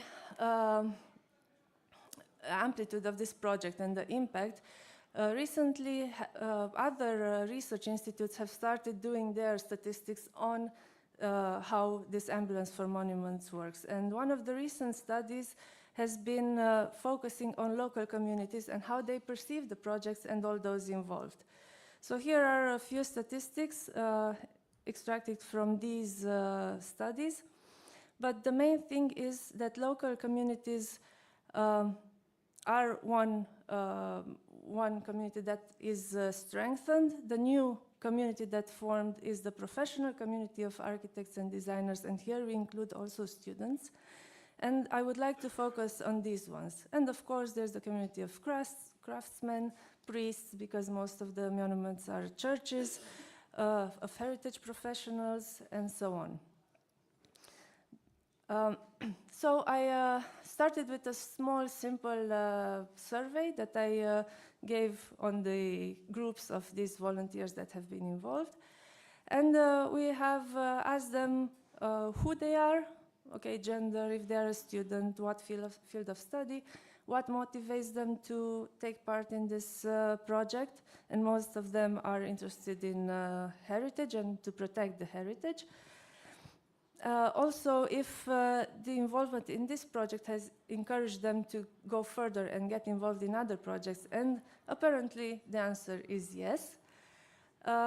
they do show better understanding of the technical issues, and this is an important point regarding their future development as professionals, because they have already experienced physically on first hand how wood works.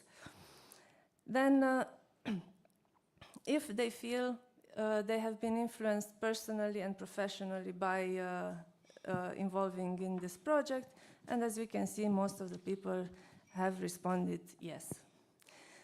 Now, I was interested in what background these students have, and obviously most of them are architects.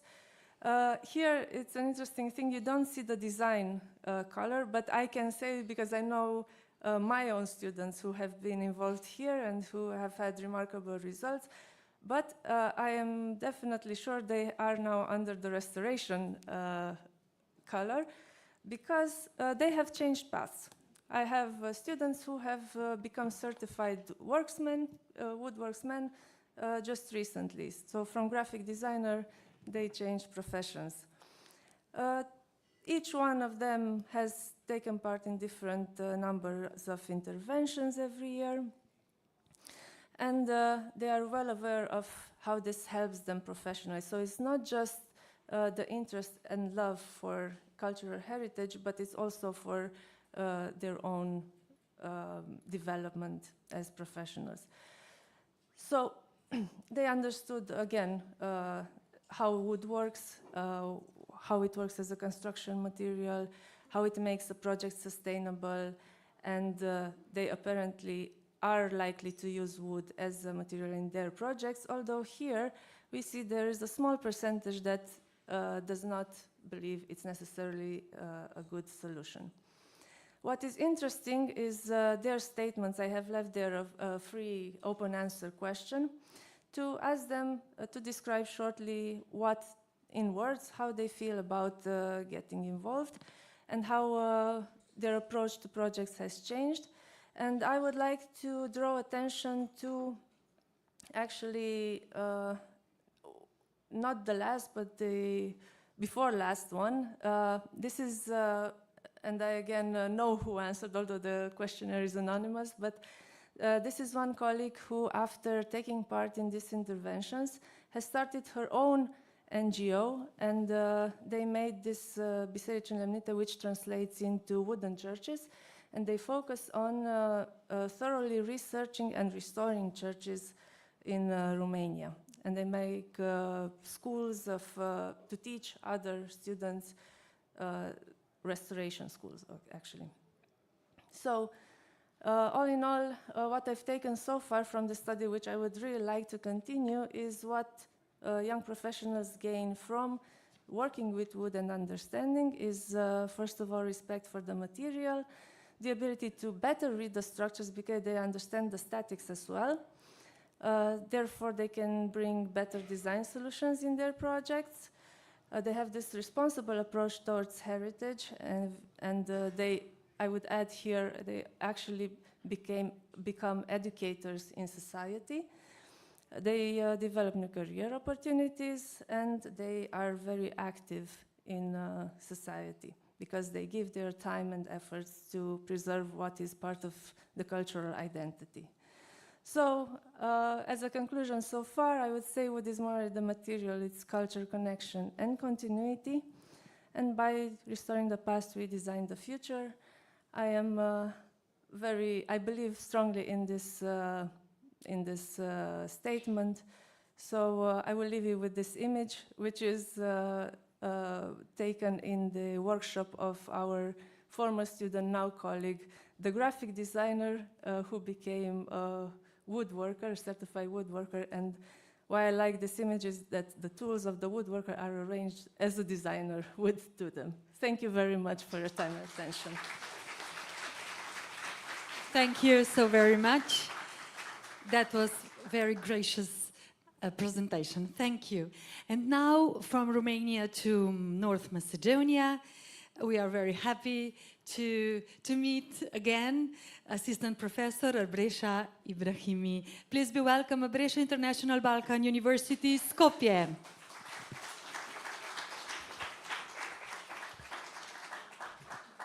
Thank you very much. It's a huge pleasure for me to be here in front of you and to talk about different topics related to the wood.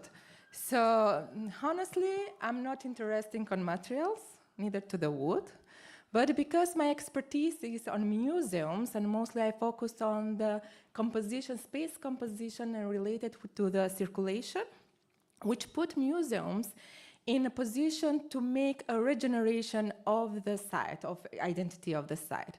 But I don't know how the last 2 or 3 congress and conferences which I have been, they talk a lot with the wood. And I started to get those questions, why museums are not using the wood, where is the gap between this connection? Because I always was inspired by the fingerprints and also the prints of the wood, which in one context are very similar, but the other one, if we focus on details, we will see a lot of differences. So this strategy makes me a little bit to feel and to understand that even everything can be sustainable, it doesn't mean that sustainability can be implied in all the buildings that we have. So all of us, we know very well that the wood in general is used for structure, sustainability, aesthetic elements, heritage, resilience, space, community. We get engaged, not only physical, but also emotional with the wood. But then I started to check the databases about the museums, how much wood we use in museums. And unfortunately, it results that less than 10% of the museums around the world until 2025, they use wood. Then, of course, the main question was why it happened like that. So first of all is the cost. Second of all are the strict regulation that we have in museums. After that, the technology, the culture, the region, when we need to build the museums, and after that, the perception of the community for the sustainability, especially for the wood. So even that, the wood as an element are fulfilling all the 7 regenerative design principles to change our cities, starting from the design circular economy, applying bio-inspired design, applying system thinking, everything, all these principles, still wood cannot be applied 100% or to full its capacity to the museums. First of all, it's about the composition, because the wood cannot be flexible according to the space that we need in the museums, because the museum space are a little bit more dynamic, even to the highness, to the dimensions, and to the volume. The second part is the special layers, because the museums is built according to the artifacts that they have. So we cannot put the artifacts when we have a background of the wood. First of all, because they took all the attention of the artifacts. Second of all, because then the materiality of the wood, which is a natural, can be not controlled every time for the climate, for the temperature, for humidity, and so on. So each additional element of the wood that can be produced can damage the artifact itself. So for us in museums, this is not a good point. So the third one is exhibition needs, technical constraint, which means a lot of maintain to the wood. Cultural perception, especially we see the wood in traditional culture rather than as a material for contemporary architecture. And of course, the wood, it's part of the museums, but it is part of the furniture, it's part of the facade, it's part of a decorative element, but it's not part of the whole construction of the museums.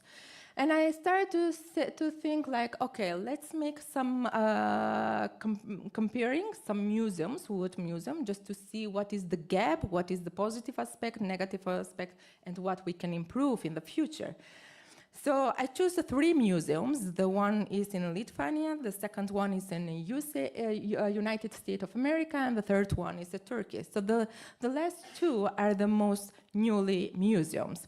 The first one, so all of those references, I put it into some testing according to some aspects, and I tried to analyze one by one. So in general, as a result, is that the museum in Lithuania, it's totally different project, because when we have a museum of wood, and wood is a heritage element, then we have a totally different process of keeping this heritage in life. But for the new museums, what I see is that mostly of the time they use wood as a decorative element inside and also outside as a facade, with the explanation that this is sustainable. But I'm afraid that during this story that they promote the building as a sustainable, it's a risky trick, because we need to start to measure the sustainability inside the building. Because it's totally different when I'm saying that my museum is sustainable, but it's totally different when you see measurement, numbers. So in that way, it will be very helpful even for us to see where we have gaps, what we need to improve, and how we need to approach in the future with the collaboration. So I'm not saying that wood cannot be applied in any type of museums, having in mind that we have a lot of groups of museums, starting from art museum, history museum, centrist, specialized museum, and scientific museums. Maybe we can choose wood when can be applied. This is the museum functionality, so it's related 30% to the research spaces, 30% to the conservation aspects or depot storages, then 30% is exhibition spaces, and just 10% it's social aspects. So for the social activities, we have a lot of incorporation of the wood, but the problem is how to incorporate wood in exhibition rooms, in the storage rooms, and in the research rooms. So I think that through this, maybe in the future we can have more connection with the different interdisciplinary engineers, just in case to find solution and to test it, if we can do something like that. So in general, it's the message that even that we are talking a lot of sustainability, we still need to test all the aspects of the wood to try to see it in which way can be sustainable. Maybe it can be sustainable for houses, but it's not the same story, maybe for the museums. So it is a huge pleasure for me to start to think in a different way about the wood, and maybe in the future we can have a collaboration and just to fill these gaps that we are missing today. Thank you again.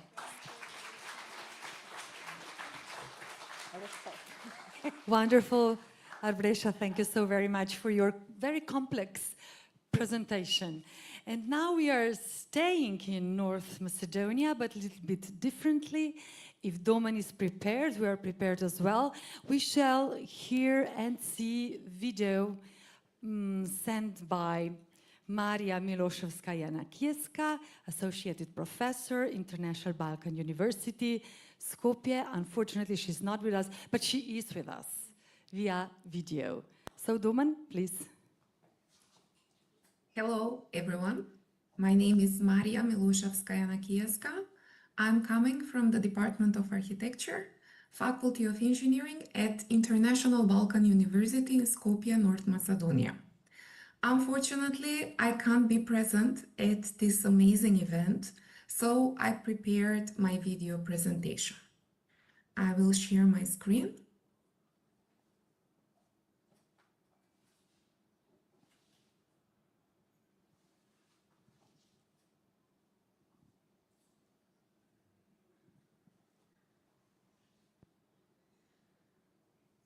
So, since the title of this event is The Future with the Scent of Wood, I prepared a presentation regarding the wood and engineered wood products application in Macedonia. So, as you know, in Macedonian architectural history, wood has always held a high position, serving as a construction material both for structural and non-structural elements. These are some pictures that I took from houses from vernacular architecture in Macedonia, dating back from the mid-19th century.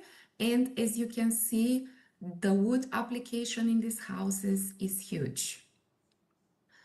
After the devastating earthquake in 1963, several countries helped the city building new structures from different structural materials.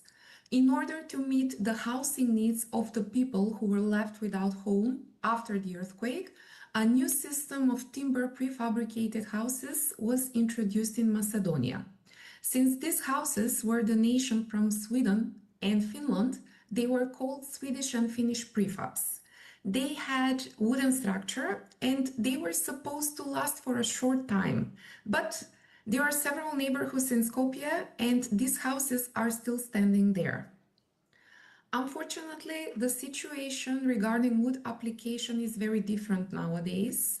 Wood is limited on a very small houses, weekend houses, which are located in the mountain regions. These are some of the pictures that I took from some weekend houses, which are placed on in some villages and some mountain regions in Macedonia. Wood mostly and engineered wood products mostly are used in the furniture design. There are several companies that are designing and producing furniture with interesting designs using wood in combination with other materials such as metal that you can see on these pictures. Engineered wood products are products which are based on wood but with improved characteristics, which means that disadvantages of the wood are overcome by combining the wood with some other materials, plastics, glues, and so on. Depending on the type of the products and their properties, there are different types of engineered wood products and they have different application. For example, glued laminated timber and cross-laminated timber are used as structural materials. Plywood is used for furniture design. Light sandwich panels and wood plastic composites can be used as facade cladding materials and exterior floors and so on. In Macedonia, as I already mentioned, the wood sector has a very long tradition and has always been an important segment of the country economy. But unfortunately, Macedonia is revitalizing out of economic and financial crisis. In this table, I put some numbers, but what is most important is that almost 40% of the country is forestry, which means that we have a very high potential of wood application in my country. In order to understand better the situation, I made a research on the architect's perception of wood and engineered wood products in Macedonia. This was part of a bigger research. It was divided into two parts. The first part contained interviews with architects, while the second part was a survey questionnaire developed in English language. What were the objectives of the study? First, to evaluate the perception of wood and engineered wood products by architects in Macedonian construction market, to characterize information sources and how they are perceived by the architects, and to identify the needs of architects to increase the wood and engineered wood products application in my country. We received 98 completed answers. All of them were with the title architect with university degree. The survey questionnaire was distributed through the Chamber of Certified Architects and Certified Engineers in North Macedonia. And the respondents had average of from 5 to 15 years of experience. Because the time is limited, I just took some of the questions and I just took some of the results so I can share with you today. As you can see, the first question was investors' choice of material in construction. And unfortunately, 88% of the participants answered that the main primary building material for structural elements is reinforced concrete, which is a true reflection of the situation in Macedonia. If you see the buildings in Skopje, most of them look like this. So all of them have reinforced concrete frame structural system, they have glass facades and some aluminum panels for decorations, but wood is not present in these buildings. The situation is different when it comes to architects' recommendation for the building materials. As you can see, architects are not recommending just reinforced concrete. They also recommend other materials. But the problem is that the main decision is left on the investors. So they are making the decision of the building materials and they mostly choose reinforced concrete. In my country, architects show a high level of confidence in wood as a building material, but there are various factors that influence their perception. Limited exposure or familiarity within contemporary wood technologies, misconceptions about the structural performance and durability of wood and engineered wood products, as well as regulatory constraints. We don't have codes and regulations, especially regarding the engineered wood products. Another problem is the market availability. We don't have production companies that produce engineered wood products in Macedonia, so we have to import them from the neighboring countries, and of course, the lack of skilled labor. What I'm particularly happy about is that wood and engineered wood products are very popular among students and young architects. This is one project from our student. Now he is assistant at our department, Faton Kalisi. He designed a botanical garden with wonderful structure, very interesting structure made of cross-laminated timber. Another example is this project from our student. It is called Green Cafe in Skopje. She wanted to implement biophilic design in this project and she used a lot of greenery, natural materials, water surfaces, and of course wood, which achieves this biophilic design in her project. And this is a shopping mall, green shopping mall, also designed by our student. The structure of this shopping mall is made out of steel, with steel columns and beams, but they are cladded with wooden elements, wooden claddings, which perfectly aligns with these interior atriums with greenery in the interior space. This is one project, it is called Now, a project for a pavilion which was designed by a team of architects and was representing Macedonia on the Venice Biennale. As you can see, the pavilion is made out of timber and in combination with steel. And another example, it is called Summer Scene. It is built in 2022 in the city park in Skopje. Prior to building this pavilion, this space in the city park was somehow neglected. But this pavilion with structure made out of combination of steel and wood now serves as a scene for different social events and enriches the space in the city park. So unfortunately, as a conclusion, we can say the primary material for building construction in Macedonia is reinforced concrete due to some regulations, limitations, availability on the market, skilled labor, and knowledge of the architects. But the situation is slowly changing. And as I already said, young architects and students are really enthusiastic in wood application in their projects. And as we know, young architects are the future. So we hope that the implementation of wood will increase in future years. At the end, I would like to thank you all for your attention. Unfortunately, I'm not there to answer your questions, but if you want to reach out and involve into a discussion, I have my LinkedIn QR code here. If you want to connect with me, feel free to do that. I hope you will have a great time in Ljubljana and hope to see you soon. Bye, everyone. Thank you. Hvala lepa to Marija. So I would like to ask Arbreša to take her our best regards. Thank you so very much again to Skopje. Now we are quite acquainted with the situation of wood in Macedonia. And how about in Spain? Y pues entonces estoy anunciando a los profesores de Valencia, España. Está con nosotros profesor Ernesto Fenollosa Forner y Susana Iñarra Abad. Los dos bienvenidos aquí en Ljubljana, por favor. Izvolite. Hvala, sí.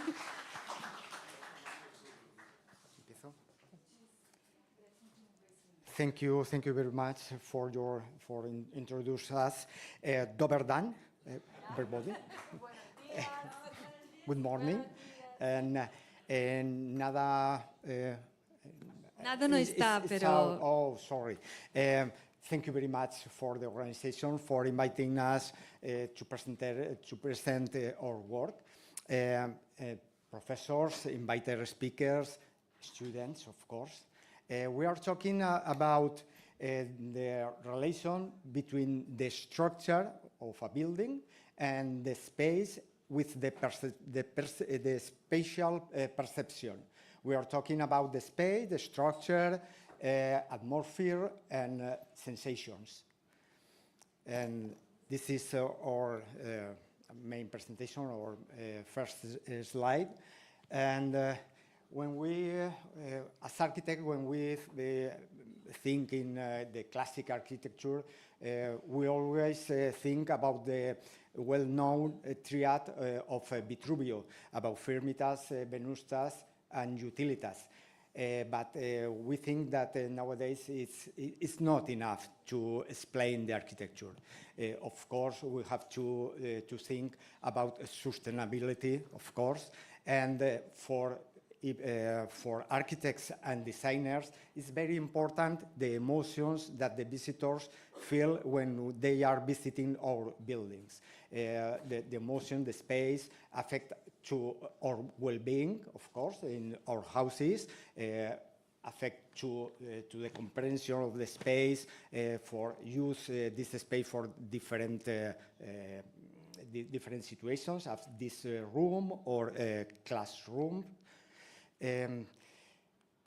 So, I need my glasses, sorry. As Peter Zumthor points out in his book Atmospheres, my building should have an emotional core. A space within itself has an emotional, nice feeling.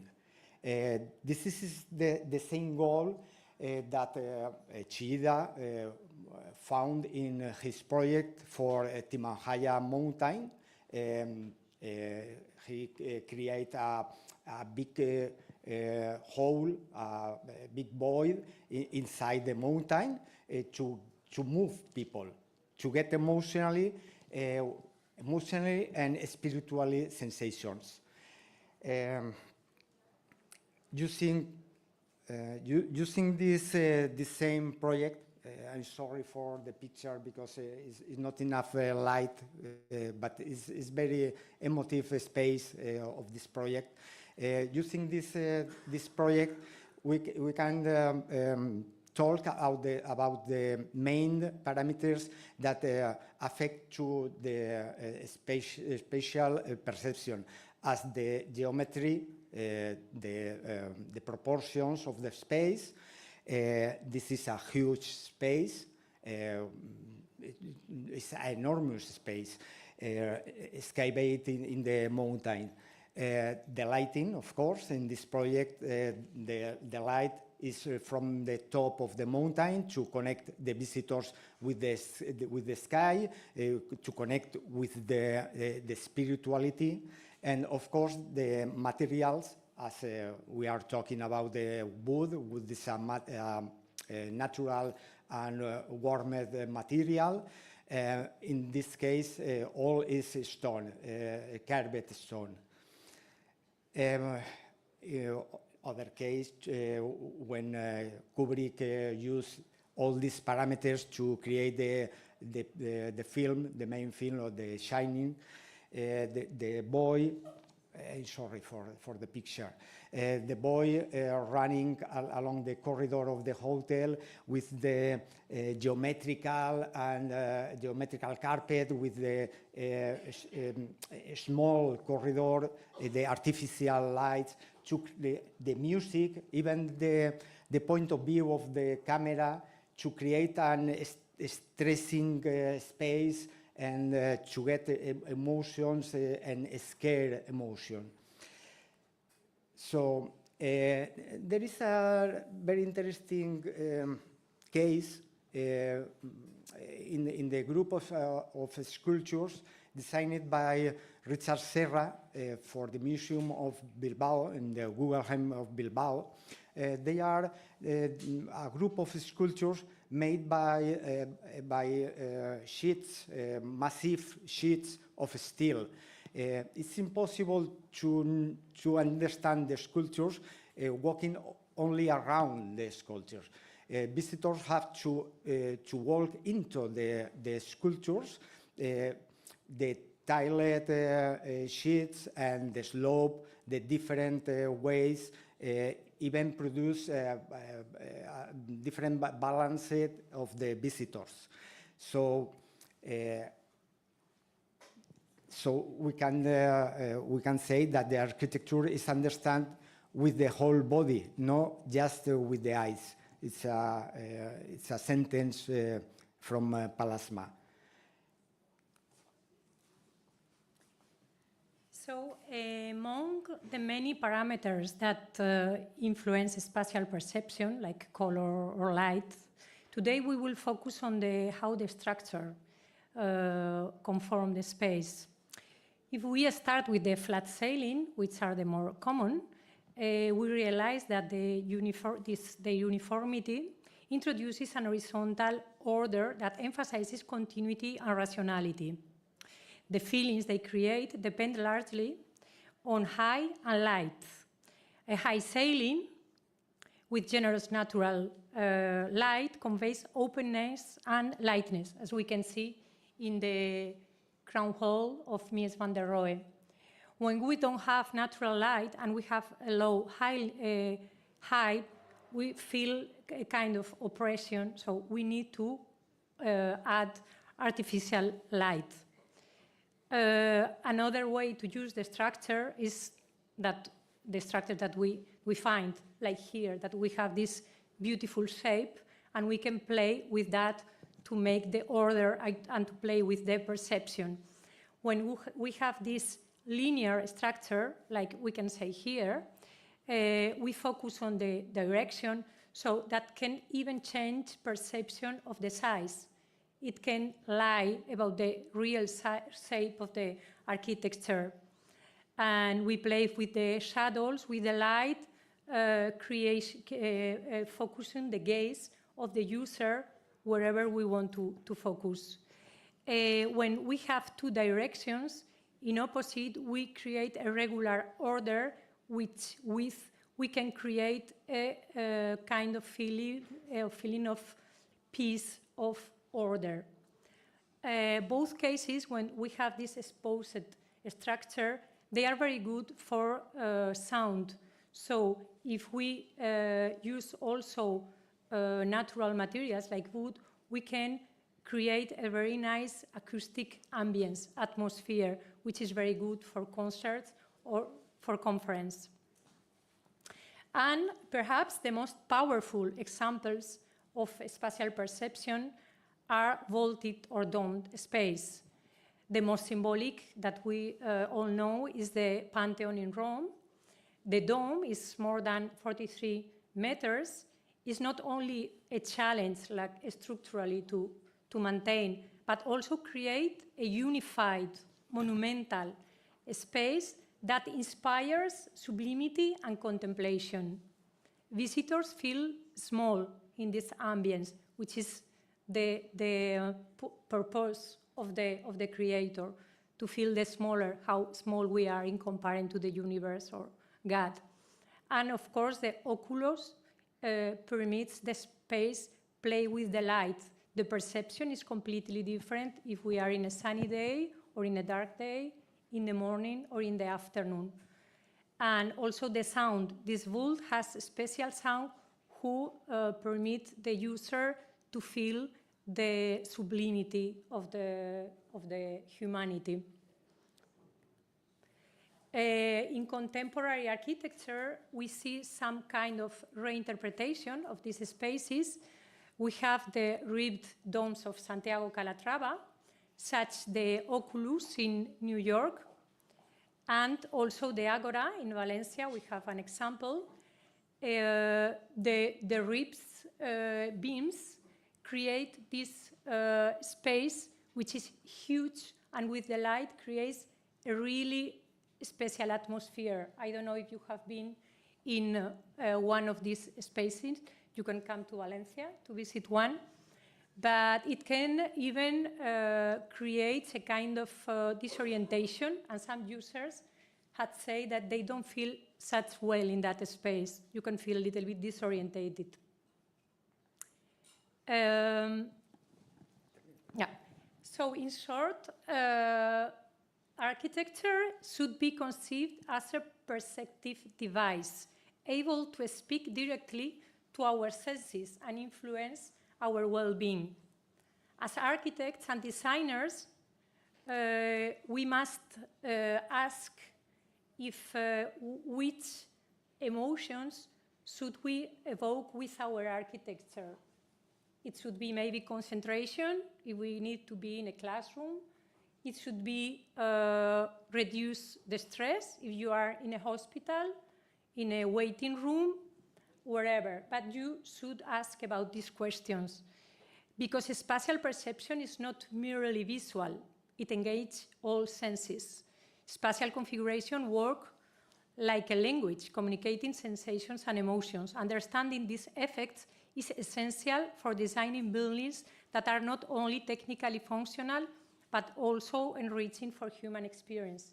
In our University of Valencia, we have a lab, it's called Neuroarchitecture Lab, and we focus on this, and we study this in the experiential way, studying how color, we have a team specialized in color, or light, or even nature, as our colleague Lucia has presented before, or many other parameters, how they really affect to people, because this should be our goal, to make people feel better in the spaces. So these are all the references, and thank you very much for the attention.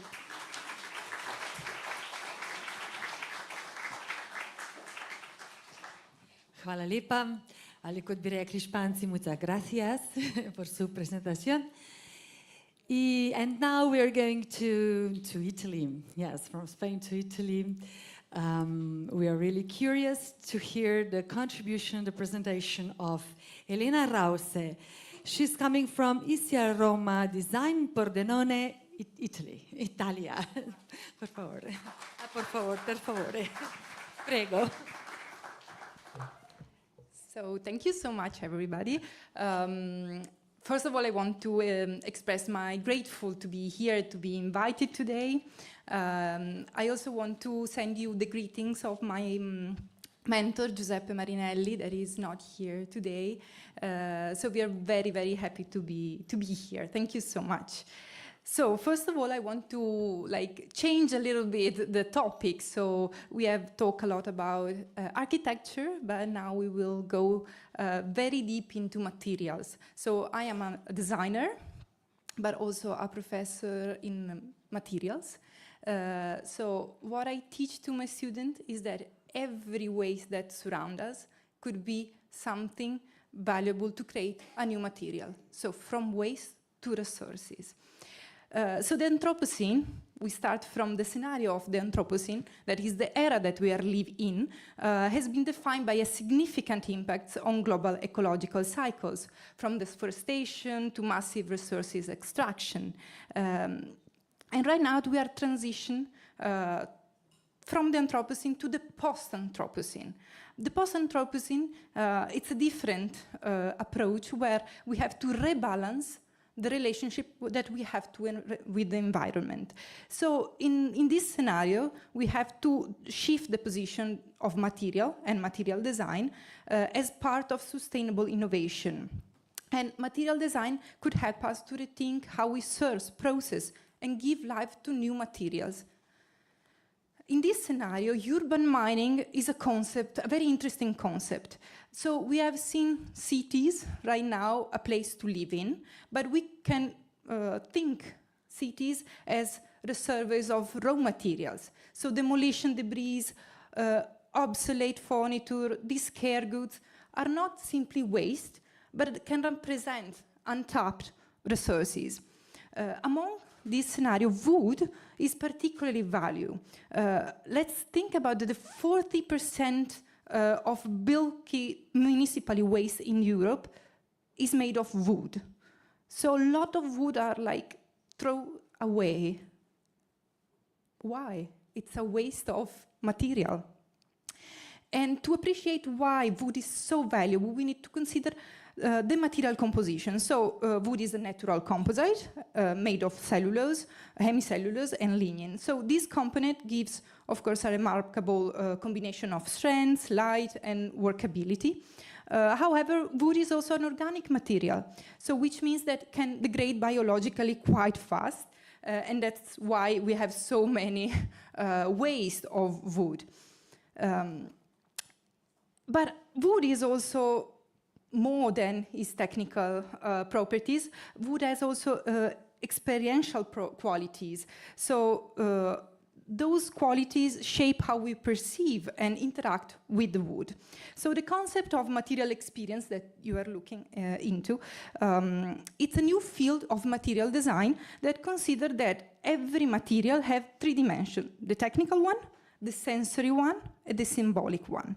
So reclaimed wood carries a lot of the mark of its previous life. The cuts, the textures, and the color variation can enrich the narrative and emotional engagement with new products and with the material, creating a deeper connection between the user and the materials, and then the object, and then the space. And in the scenario of material experience, there is a discipline that is called do-it-yourself materials that represent a big shift towards hands-on experimentation. So before, creating a material was a very engineering discipline, but right now also designers and scientists could experiment material design thanks to hands-on experimentation. So designers and makers, of course, can transform waste into materials thanks to exploring texture, composites, finishes that would otherwise remain untapped. And another important field of do-it-yourself materials is crafting materials that takes the process a little bit further and combining artisanal skill with material regeneration. So embracing imperfection, using traces, can transform and use this curved wood into objects and other materials. So these new approaches, material experimentation, do-it-yourself materials, crafting materials, can be possible thanks to a new approach, so the democratization of technology, 3D printing, laser cutting, all those technologies are now really cheap and everyone can afford it, also designers. So thanks to this technology, we can experiment a lot with materials. And also urban wood can be reintegrated into product cycles through the multiple and previous approaches, so thanks to material experience, so thinking that there is a big relationship between the user and the material thanks to the sensory qualities of materials, thanks to the do-it-yourself materials approaches, so hands-on activities to the material, and also to the material thinking, so thinking with material. So the do-it-yourself phenomenon, together with crafting materials and material thinking, can help us to imagine a new world and new materials. And I want to show you very briefly some examples. So those are 2 projects of my students back in Italy. We start by trying to understand, okay, what kind of wood we can find inside the waste. So we found 2 mainly different kinds of wood. The bamboo one and all the other type of wood, more or less. So this student, Gianluca, goes into the the place where we discarded all our objects, and found that there are lot of bamboo waste, mostly because of construction, but also because, you know, a lot of people in Italy trying to grow bamboos around their garden or use it in their daily life activities. So he collects all the wood. He tried to understand, okay, how we can create a raw material thanks to the wood. So he cut it in little pieces. He tried to understand, okay, how we can work with it. So it's more of a system design before designing the materials. And then he create a process. So I always said to my students that design a material in a do-it-yourself way is like cooking. So you need the correct ingredients, you need to, let's say, mix it in the right way. So you have to put in a series of action, and then the materials came. So it's like creating a dish. The ingredients, then the action, and then the dish made. So as you can see, all the different actions. So he collected the bamboo, cut it in little pieces, and then create a sort of recipe. So he used bamboo waste, agar-agar, that is an algae, glycerin, and he mixed it together, exactly like cooking. So of course it's not, let's say, an industrial process, but it's a very simple one, homemade one, but can be easily transferred to a process that we can make in industry. So he mix it, he cook it, and then he place it in a mold. And then this is the material made of bamboo waste. So it's a bioplastic. You can throw it in the soil and there is no plastic at all. So it's all made by natural resources. And here you can see a sort of map of the expressive sensorial characterization of this material. So it's soft or it's hard. It's transparent or not transparent. It's dry or it's humid. So we're trying to describe materials not only by their technical qualities, but also by their expressive sensory one. And here you can see how the material, the bioplastic, it's feel, so it's very stretchy. And also we have like easily trying to understand how it can degrade into the soil. That's because the students trying to think, okay, how we can use this bioplastic in the daily life. So I'll go a little bit faster. So he said, okay, since the most of the bamboo waste it's made of, it came from the gardening and garden areas, he thinks that he can replace the plastic sheets that we use to put it on the soil to, you see, to grow up the plants. Those sheets are very, very bad for the environment because are all made of pure plastic and they can degrade and the microplastic goes into the soil. So he thinks that he can replace those, let's say, material with the one that he designed. So that is a little change that we can make that can affect a lot the world where we are living. The second student is called Andrea, and he works a lot with, let's say, the waste of the windows. So when we try to renew a palace, the first thing that we change are the windows. I'll go super fast right now. So he trying to understand, okay, how we can reuse and remix the wood. He created this sort of wood power, and he mixed it with agar-agar, glycerol, and water. And he also created the recipe and all the process, and he created these two materials. One with more wood power in it, and let's say the right one with less wood power in it. We also make let's say, a sheet of the expressive sensorial qualities of the material, and then he also apply it in a product. So this material is like leather, more or less, and he said that, okay, we can replace the real leather with this, let's say, fake leather made of wood waste. So I'll go super, super fast since we have very short time. There are a lot of challenges in this approach. Let's say the wood waste, it's not easy. There are a lot of challenges like all the, let's say, the painting and things that we could find in the wood.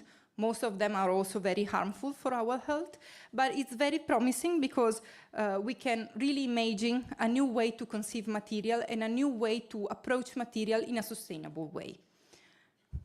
Thank you so much.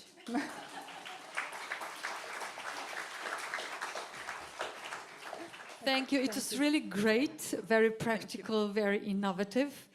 And once again, it was confirmed that cooking in Italy is a very important thing, right?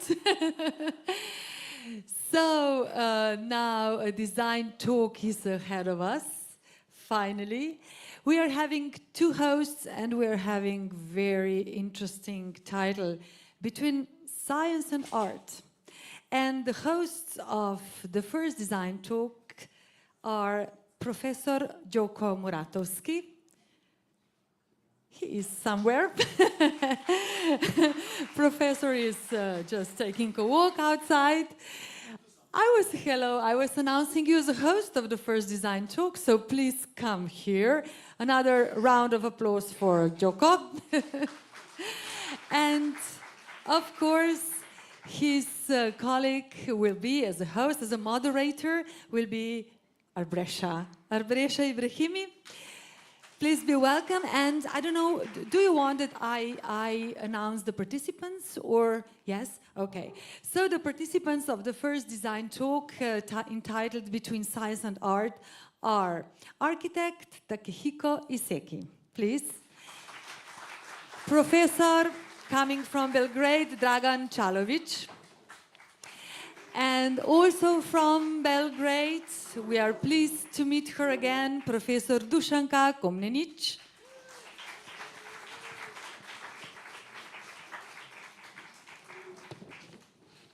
And I would like to announce also Barbara Gunčar, leading partner of Design Management Slovenia. Be welcome, Mrs. Gunčar. And Emeritus Professor, Architect Petar Gabrielčić. Please be welcome. I hope that you are prepared. We certainly are. So the floor is yours. So how much time do we have? You have 2 days, 3 days. 10 minutes? Okay. No, how much time? Let's say 40 minutes, 30, 40 minutes? Yes? We can keep it shorter if... Yes, maybe 30 minutes, because then we just continue with another design talk. Lovely. Thank you so much. Thank you. Thank you, everyone. It's a long day. I hope you're managing, and it's been quite interesting. Lots of interesting topics we have covered. Thank you, our dear guests on this panel. It's really amazing to have you, and it's an interesting topic, art and science. This is in our fields. Let's say creativity has always kind of been placed in the field of art. But it has often been placed below science in terms of value by different stakeholders and so on. So it will be very interesting to see how you, what is your take on this topic? How do you feel about all of this and so on? So what would you say? We'll ask different questions to different panelists, but let's say, how important is the cooperation between science and art? And Dušanka, maybe do you want to start with this? Hi, thank you very much for having us again. and thank you for this great question. Well, in terms of cooperation between science and art, there has always been, you know, a tight connection between the two, and there are two sides of the same coin, I'd say, because they're tightly connected since the times of Leonardo da Vinci and all the drawings and paintings, and, you know, science and art are tight and tightly connected, because if it weren't for art, then we would have a slightly, actually exponentially smaller group of interest, because, you know, it's much better to draw and paint something than to create charts and facts. It's much, you know, easily understood that way. So then we have, you know, all this STEM education these days, where we have mathematics and architecture and what, you know, all together. So yes, it's growing even stronger. Wonderful. Thank you so much. Sure. Barbara, I'd like to ask you a question as well on another thing. So if funding, recognition, or institutional support favors science over art, which is often the case, how can meaningful collaboration survive between those who practice art and those who practice science? Yes, interesting questions, because we are a leading partner in this design management competition center, and because of that, I would like to introduce a little bit about our company. NETS company is mostly now IT company. We started 30 years ago as a consulting partner, as a consultant company, but our name is NETS. What this means? It means that we would like to work with different kind of companies, with different kind of area, people, abroad, and so on. And what we do in the future, because we saw there is a lot of challenges in our consulting area, because we consulted by ISO standard, 90,001, 14,001, and so on and so on. And there is many administrative work, and because of that we developed DNA EQMS platform. Why DNA? Because DNA is a genome, what means that it should be in each company.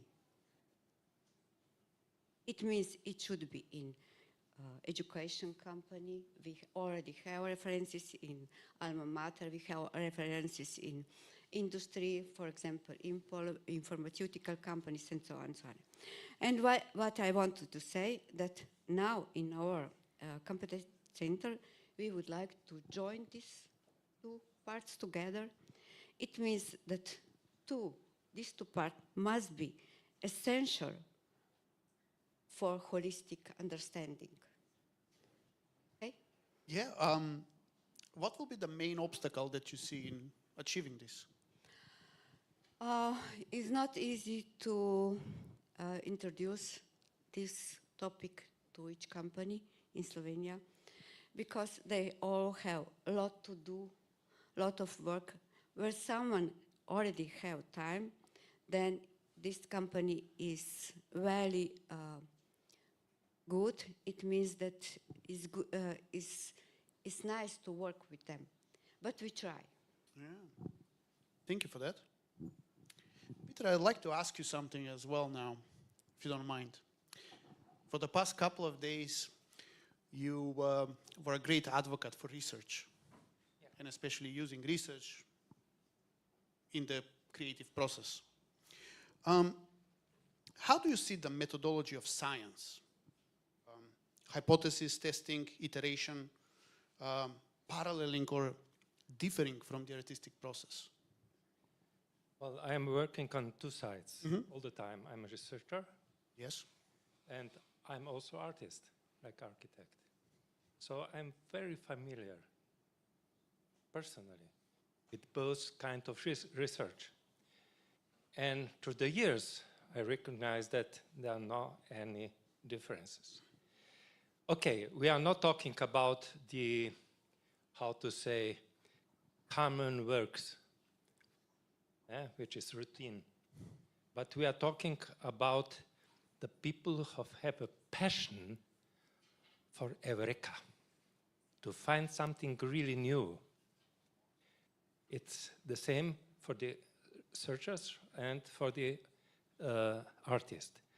So we all, when we have a client which try to find something new in research, we are always on both sides on a blank paper with that kind of crisis. So we started both with some routine works, collecting data and so on. And after that, it's a time for incubation. So in incubation time, we needed lateral thinking. To grow this idea, to think out of the box. And step by step, we are creating, like I mentioned before, our inner landscape of knowledge, which is not anymore knowledge, but we became some kind of wise man. So to look on that problem, which are looking for to solve, in a very holistic way. And step by step, now we are waiting for that eureka, that we should clarify what is the main problem and how we can break that egg. And sometimes it's happened that we should find it.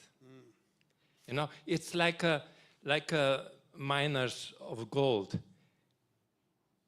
They wish to find something, but they have to turn 1,000 and 1,000 cubic meter of the material.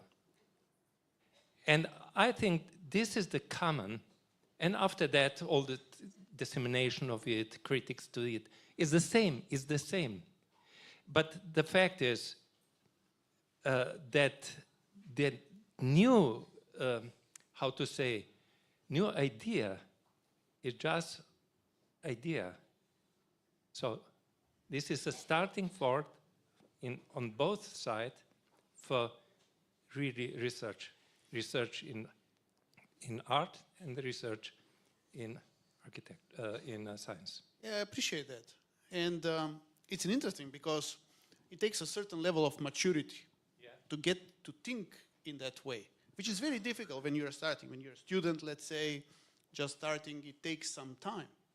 Now, I started studying design in classical art schools and art academies of Europe.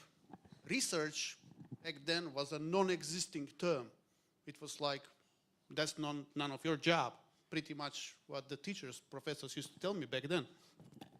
I only learned how to do research much later on in the second half of my education, like much later on when I went to Comprehensive Research University in Australia. Not in Europe. I couldn't study actually research in Europe. And it was a difficult process. It was a difficult process because I had to unlearn everything I've learned. And I noticed that even when we were studying these things, even in other countries abroad, let's say in Australia, research was introduced just on a graduate level, like on a master's level, PhD level, not in an undergraduate level. And it was very challenging for students who have been, let's say, 4 years already studying in a particular way, and to tell them like, and now you have to do things very differently. So when I became like a dean of a design school in America, I made sure that research is introduced as a fundamental skill in the first semester, in the first year. Critical thinking. So it's a very interesting how it changes the whole thinking of the students moving onwards. So, Dragan, for you, a question. along these lines. Can science and art collaboration challenge societal perceptions of either field? Okay, great, thank you. It will happen anyway, because our notion of art is changing. If we go to the past, to ancient Greek, we will see that we had two concepts, techne and poiesis. So we had technites and poietes, and sometimes demiurgos. And those different activities included also sculpturing, painting, something we consider art these days, but also different other activities like crafts, medicine, etc., etc. And in 5th century, actually Marcion Capella developed that concept of artis liberalis. And artis liberalis included grammar, then rhetorics, dialectics, geometry, arithmetics, and music and astronomy. So, as we see, there were no paintings, there were no sculpture. And in 12th century, we developed the concept of artes mechanica, and artes mechanica included l'anificio, armatura, teatrica, agricultura, medicina, etc., etc. And then still, paintings, architecture, sculpture weren't part of art.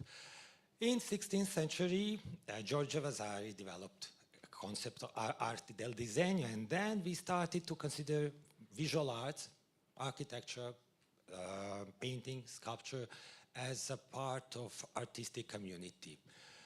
So first time in 17th century, we developed concept view arts that included in some the same interconnectivity, literature, also sculpturing, architecture, but also view arts in 7th century included optics and mechanics.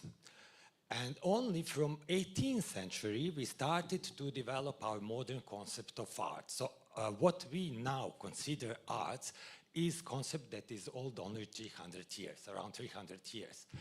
It means that in the future, we will certainly, no matter, certainly we will change our understanding of art, and we will differentiate which disciplines will be artistic disciplines. And now we also see that some changes are happening, because when we talk about architecture, architecture is at the same time art, but also engineering. At some point, at some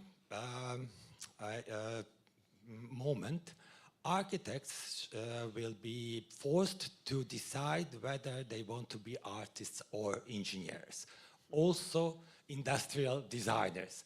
On the other hand, we see that cooks want to be artists, and hairdressers want to be artists. So that will change. And anyway, our understanding of art and of creativity, and also we will decide whether we want to live in some creative or non-creative world, because it's also something that is changing over time. Thank you for this historical overview, which I think is very interesting. And it kind of aligns a little bit with what Dushanka was saying when you mentioned Leonardo. I would have almost said Leonardo DiCaprio, but Leonardo da Vinci. I often like to use that as an example, that at some point there was no separation between science and art and engineering and all of that, especially with people like Renaissance people at, you know, of that time. It's very interesting how things got overly simplified in the course of quite a few centuries. Well, Barbara, another question. Do you think that formal education encourages collaboration between science and art? Or does it still treat them as separate? I'm sure that there is the point. We already heard his about the history and about the science, and because of that, I'm sure we must learn first of all about the statistic, how we must use our scientific funding for dedicate this in some sort of statements which are important for making something what is important to also educate in formal basis, and this formal education is also important, that must strongly cooperate with companies, and this is what we are trying to do in our competition centers. And as I told you before, it should be also that we practice this science and statistics and everything what we are studying in formal education, also incorporate in our companies that we are trying to do. Thank you. My colleague Brescia, she actually wanted to ask a question for Take. So would you like? Of course. It's a two-part question, I believe. Yeah, it's a huge pleasure to have this opportunity to talk with you. So, dear Takehiko, we know very well that the firm of Zaha did, and also your particular work is the best example how science and art are in collaboration. But I know very well that you have a short presentation, so I will invite you to have the presentation first, and after that I will ask some questions. Thank you. I understand a huge time pressure here, so I'll do it quickly. I did kind of similar presentation yesterday to the students, but I think it's also worth sharing just quickly how our studio works, and from the science and art point of view. So let me allow a few times. So of course, our studio is based on the legacy of Zaha Hadid. And as you might know, she's actually studied mathematician. She finished the undergraduate degree as mathematics in Beirut University. And after that, she moved to Architecture Association in London, where she flourished her kind of artistic level of inspiration. And then she combined those two into architecture. And that still stays with us in our office. So both artistic side and the scientific investigation is still the core of our creativity. I would say that art is always affect your emotion, psychology, and the science is for your knowledge and investigation. So those both work simultaneously together in our office, and we operate different type of buildings across the world. But we approach the same way, both putting importance of the art, which belongs to the local community and the place people live, and the science, which is universally applicable and a scalable technology, which you can use different type of projects. So here is an example of Beijing Airport. When it was constructed, it's one of the largest sites on the Earth, and it uses 100 million passengers per year through this airport. So when we're making gigantic airport like this, you can see the person the size of this inside the airport, which is almost like designing the city, not the building anymore. So when we design this building, let's say, we use the scientific approach of urban design and scientific approach or psychological approach of human behavior to design this large-scale airport. And we also use the technology for the later stage of the project to design management and the construction efficiency, and also optimizing the structural performances. So those art and structure or engineering understanding will create something amazing which you've never seen. But without the contribution of both art and science, it will not happen. For example, this tower in Beijing is creating 230-meter tallest atrium in the world. But this idea came from artistic approach because underneath this building, there is a metro line running in the middle of the site. And we are not allowed to build the building on top of those metro line. So what we approached was, it actually looks like one building, but it's actually two buildings. You know, we split the building into two and then connected with the bridges. And then eventually they created the tallest atrium in the middle.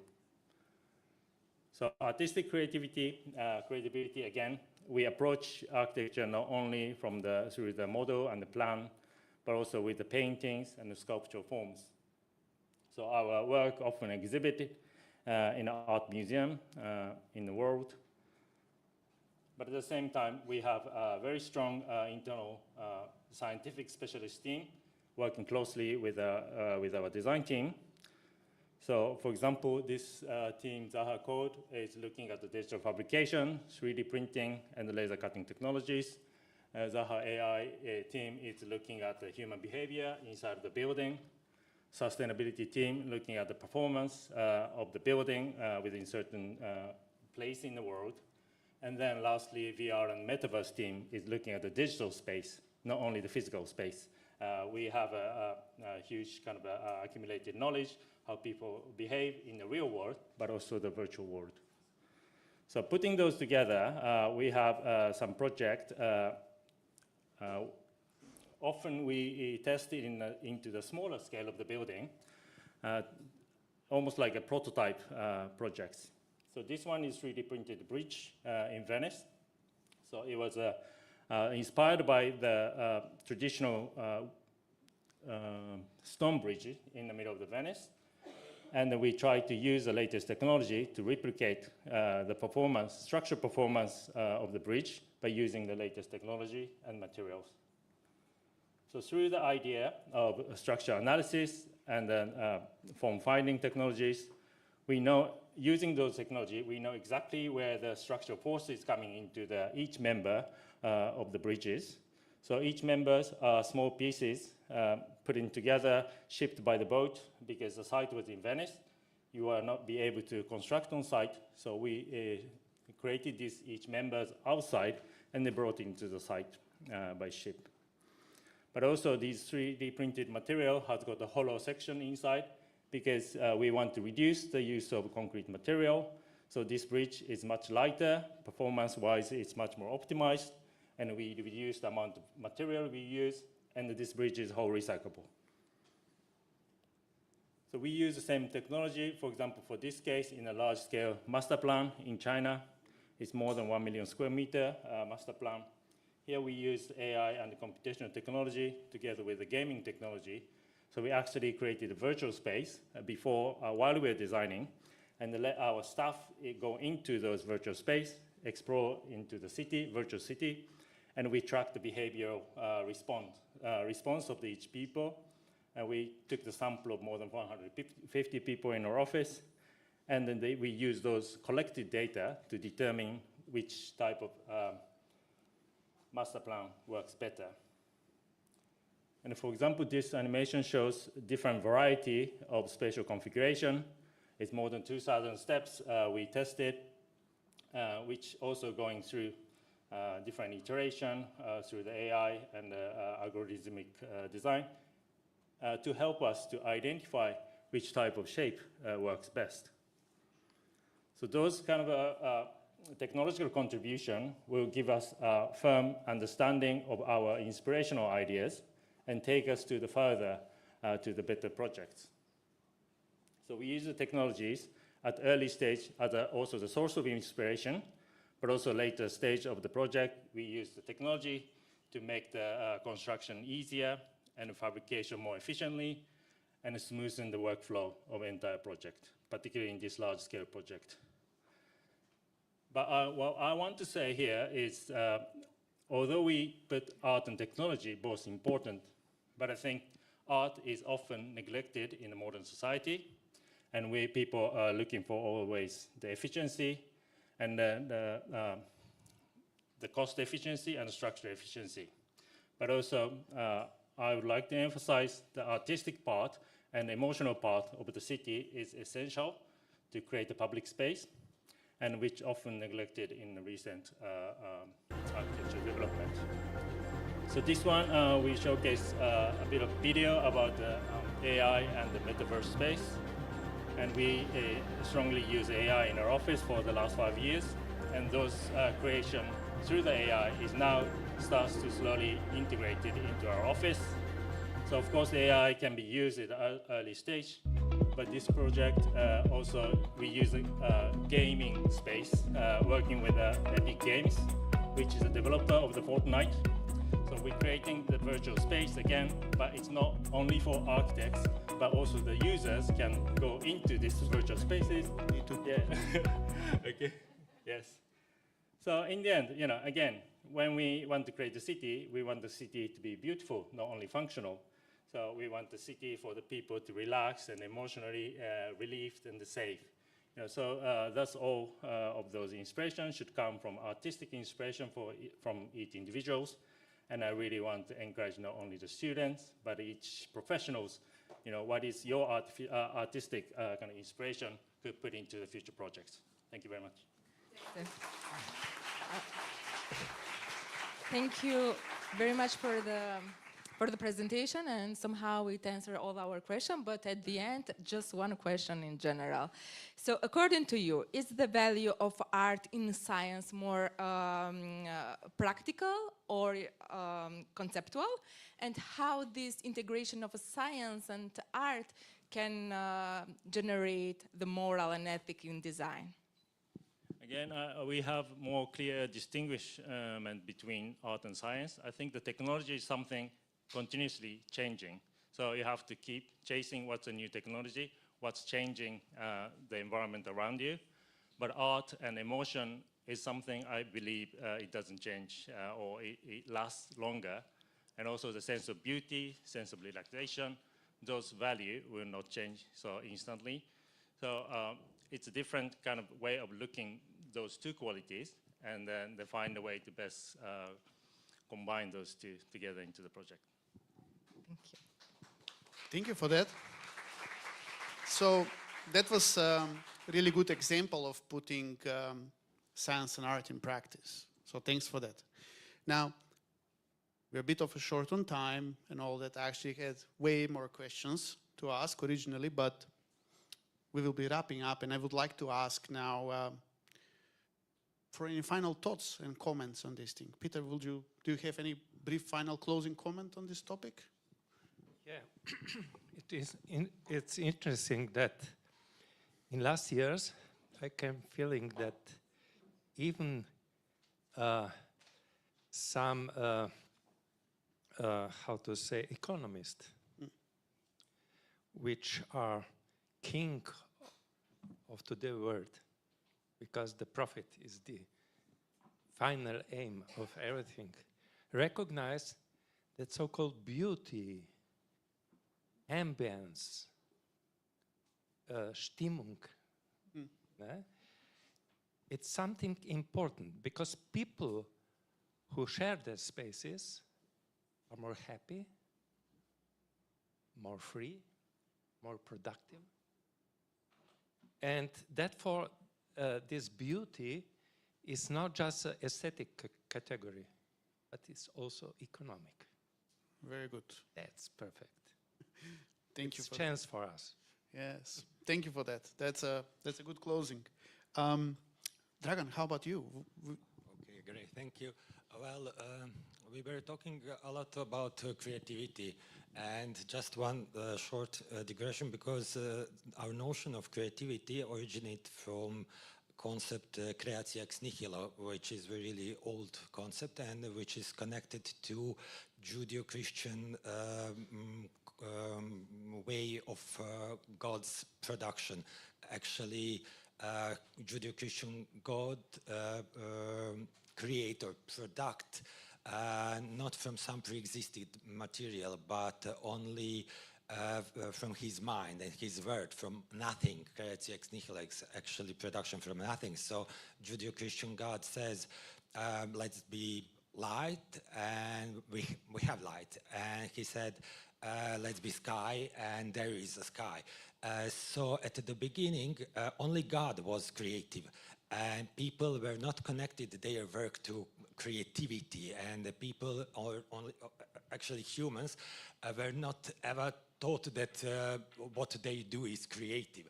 And with the rise of humanism and anthropocentrism, someone says, okay, but we people, we are really similar to God, and we can also be creative. Look at the artists, they are creative. They produce with their words, like poets, for example, or they produce something new, not just images, not just some shadows, but new worlds. And then we became creative. And 500 years, which is nowadays, we are obsessed with creativity. Everything should be creative. So not just art. Art isn't just creative, but also we have creative industries, creative cooking, creative way of life, creative exercising. Everything should be creative. And we are now in this wonderful place, Center Rogue, which is also creative center. And if you have noticed, we have a cooking lab near to entrance door. So cooking is also creative on some institutional level. And but if everything is creative, and then creativity is not something extraordinary. Creativity starts to be nothing. So in the future, maybe we will forget creativity, who knows, and maybe we will say we do not creativity. Right now we are obsessed with creativity, but we have to rechange it, because if everything is creative, then nothing is creative. Yeah. Well, thanks for that. I also appreciate the religious dimension of creativity, so thank you for expanding the conversation further. Barbara, how about your closing thoughts on this subject? Thank you. I thought about creativity in project in the past about Versailles. I saw this presentation and I thought about this. And I would like to mention also, because you told a lot of about booths, about our pavilion, our creativity in Dubai, last expo for something special, awarded many times. And I would like also to mention that each, even small company, tried to integrate in its business also a little bit of creativity, science, and everything try to merge together. And at the end, I would like to mention that bringing together engineers, designers, psychologists, managers, and everything what is possible to merge together to develop new products, bring together something new, and I think future belongs to integrations. That's very nice. Thank you, Barbara. Dushanka, would you like to add yes, to this? thank you. I will go back to the beginning of the conversation, the connection between art and science. And I would like to share my personal anecdote as a, you know, an interesting illustration of it, because I often think, can these two, I mean, science and art be similar, or like can they be equal, or which one is prevalent, or which one, whoever calls the shots in terms of authorship? You know, those are the questions that are very important. Or maybe not, I don't know, but they're important to me. Anyhow, to connect different topics that we heard today, I'm at the time in front of Guggenheim Bilbao with my boyfriend at the time. And we were standing in front of this sculpture by Jeff Koons, the puppy. And this is a sculpture 40 feet tall, puppy made of flowers. And it's, you know, blossoming flowers and everything. So we're there and I'm saying, oh, wow, look at that. It's so cool. It's great and everything.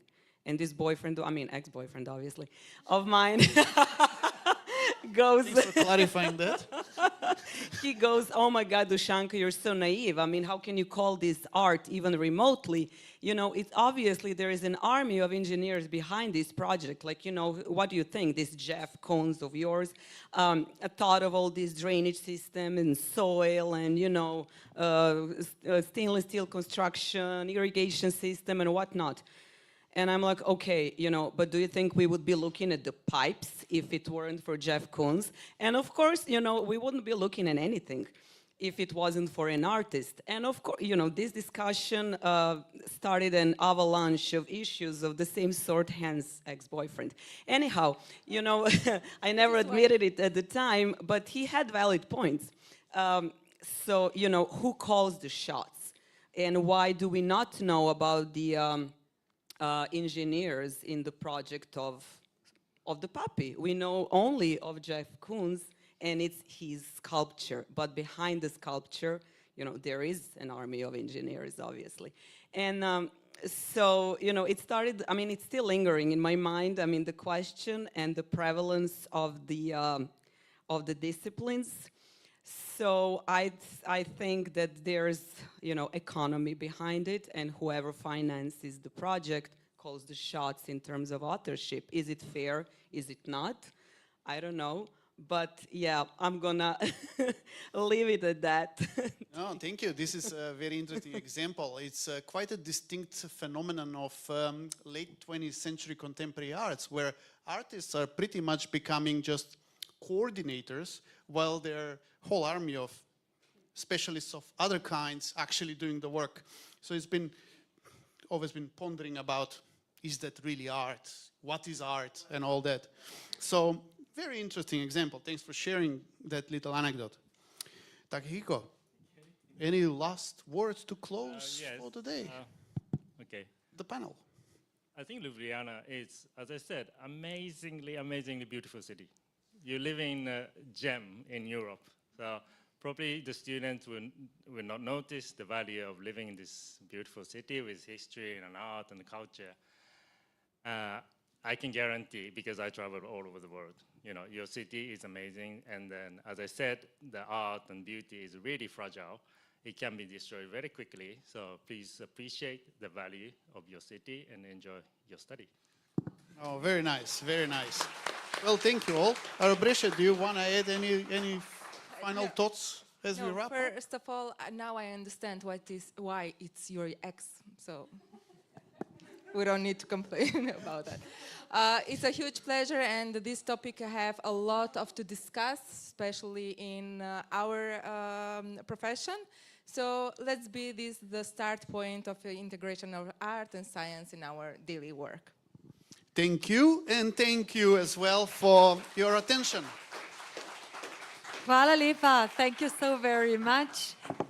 That was a marvelous design talk full of energy and intimate stories, which is great. But concluding continuing what Dragan said, if creativity, well, everything is creative, that creativity is nothing. So when everything is everything, then everything is nothing. So we should go back to basics. And this is the title of the next design talk, which will be presented, moderated by our dearest friend, Steiner Valade Amlat, 3.0 Denmark. Steiner, my neighbor there. We were enjoying everything till now. Yes, and now the most interesting part is coming, is ahead of us, so back to basics. And the participants of this round table or design talk are Associated Professor Jordan Bergins, Faculty of Design, Ljubljana. Jordan, hello, dobar dan. There is also coming Assistant Professor Robert Kloon, Ambassador of Designers Hub. Robert, be welcome, dobrodošli. A Senior Lecturer, Petra Kocijancic. Petra is here from Faculty of Design, and the wonderful Professor Inge Kalanlifar. And of course, there is also with us Piet van der Walle. We are really happy to see him again. So be welcome all. And I think, Steiner, that the floor is yours. Okay. Will you be dancing like Joko, like this, you know, with all that movement? I'm not a good dancer. And actually, I'm not very good at being short either, but I've been told very firmly by Nada that you will be short, right? And short, it means I've been told like 25 minutes. Okay, Steiner. we'll try to stick to that. Thank you. Well, thank you for having the opportunity. And as you might know, originally we were two moderators for this talk, Lynn Elvins from London and myself. And Lynn, unfortunately, couldn't come. But together we had a discussion of what kind of angle would we have on our design talk. The focus of the week has been wood, and that sort of triggered in us, well, wood is something very, very basic. Not only as a material, but also all the sort of the semiotics around wood, what it means to us.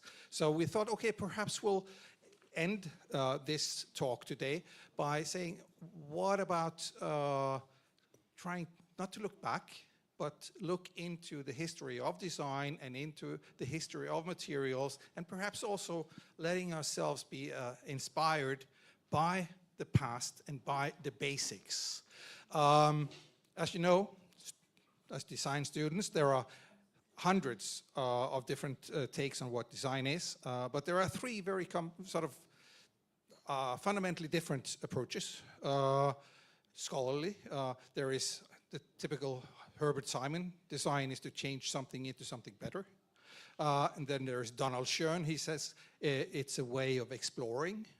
And then there is Wilhelm Visser, who says it's a way of proposing better alternatives and sort of not exploring, but representing ideas of what could exist that doesn't exist already. And somehow I think the last part could be interesting to sort of use as a point of departure. We live in a very sort of dark time. Some young people who said it's really fucked up. And it is right now. So much is happening, and we don't know really what to do about it. And this is causing a lot of unrest, a lot of emotional response in every one of us, but it also creates a lot of unrest on a global, national level, and so on. The question is, does design and do designers have a role to play in addressing this, or should they just butt out and leave it all to politicians and managers and the people in power? Robert, I want to hear your opinion first. Thank you. It's really a pleasure to be again with you, and pleasure to host you, and Ljubljana is always welcoming you. The question which you are asking is really basic question. Why we are actually in the morning waking up? Not just me as a designer, architect, but why actually we have this flow, why we are trying, to do something. And I believe the role of designer and architect, and of course all dear young students here, needs to be solved in the head of individual. That means that when I'm waking up, I am really happy. I am challenging my minutes which are coming. And I believe we designers and architects, we are not, partly or connected with a time limit per day or per life. We are designers, and nevertheless, there are politicians, there is, different creativity stories. Bravo, very, very good, Dragan. We need to believe that whatever we will do, each step which we will do, will have a meaning. And this meaning doesn't influence always to the design, to the sketch, it's also what you are thinking and what you are telling to your students or to society or to your articles which you are writing. Because the link back to basics as in profession, designers and architects have always responded to situations and said, okay, this is an opportunity to make something different. And what we're experiencing today, skip jumping Ingrid to start with, Pete, what we're experiencing today is that a new sort of opportunity for designers and for the creative industries to say, okay, the mess is made by mostly middle-aged men like myself and a few women who try to mimic them. But can we actually, as creatives, as designers, can we actually respond to this and use our professionalism and our way, our visions to actually to challenge and to change some of that mess that they're making? Yes, absolutely. First of all, no, because you know me by now. No, but thinking about politics itself and making decisions, it's beyond imagination for designers. And if we cannot imagine it, we cannot change it, and we cannot design it. And I think we have to think about the difference about how Chantal Mouffe says it. I don't know her, if you know her, Chantal Mouffe. She's making a really important difference between politics as an institution and the political. And designers are dictating the political as we are challenging the existing order, as we are trying to make the existing society getting to another level. So yes, everything we are doing is an effort to make up for, indeed, what we did as older generation. And so designers really have the power, and we should be aware of that we have the power, and we are using that power as well. And so that's even more important that we understand that we are really using the power of design. Good. If we now skip jump the discussion about what design is all about, I think we can agree that at least it contains a lot of the components that have been discussed here, the exploration, the experimentation, but also materializing ideas into something which is tangible or at least understandable. How do you think that that special gift or that special skill that designers and architects have can concretely sort of add some, let's say, some propositions in this messy time that we're living in? I think, I mean, when we are talking about such uncertain times, it is really important that we know how to take a step back. And when we got this topic, back to basics, I started thinking about it, and I think that it is the crucial moment that we start thinking what people really need, and about meaning and accessibility, and about creating some solutions that can bring much more simplicity and warmth. And I think that this is the key, how will people start feeling much more secure and much more in control and hopeful for their future. And we, as a designers, we are used to looking ahead, and in a way we have to be a visionaries, and this should be our strength. But I am not talking about products and materials, but also how we will create possible future that will inspire, and how we will create future that will be more sustainable, more creative, and more human. And we have to give people this feeling that our future is not just something dark, but something that can we creating together. And I think Susanna Iñara said earlier today that designers and architects, they need to decide what kind of emotions they want to evoke. And I think that is touching upon what is it that you want with your design. But Jordan, yeah, but it's actually your turn, and you can latch it up to that, because just like Dragan said, that creativity and arts and science has changed dramatically over thousands of years, about the same amount of change has taken place for the design profession over about 50 years. It has changed all the time. And what I want to ask you about is, has design lost something in this process of becoming very theoretical, very sort of research-based, very strategical, that could have been valuable to hold on to? Or is it perhaps not too late? Can we still go back and sort of retain some of that original value of design, because perhaps now it's more important and more valuable than ever? Thank you, Steiner, for this question. I just want to add a little bit different point of view. I think that we are coping today with one very serious problem. It has to do with commercialization, atomization of the society.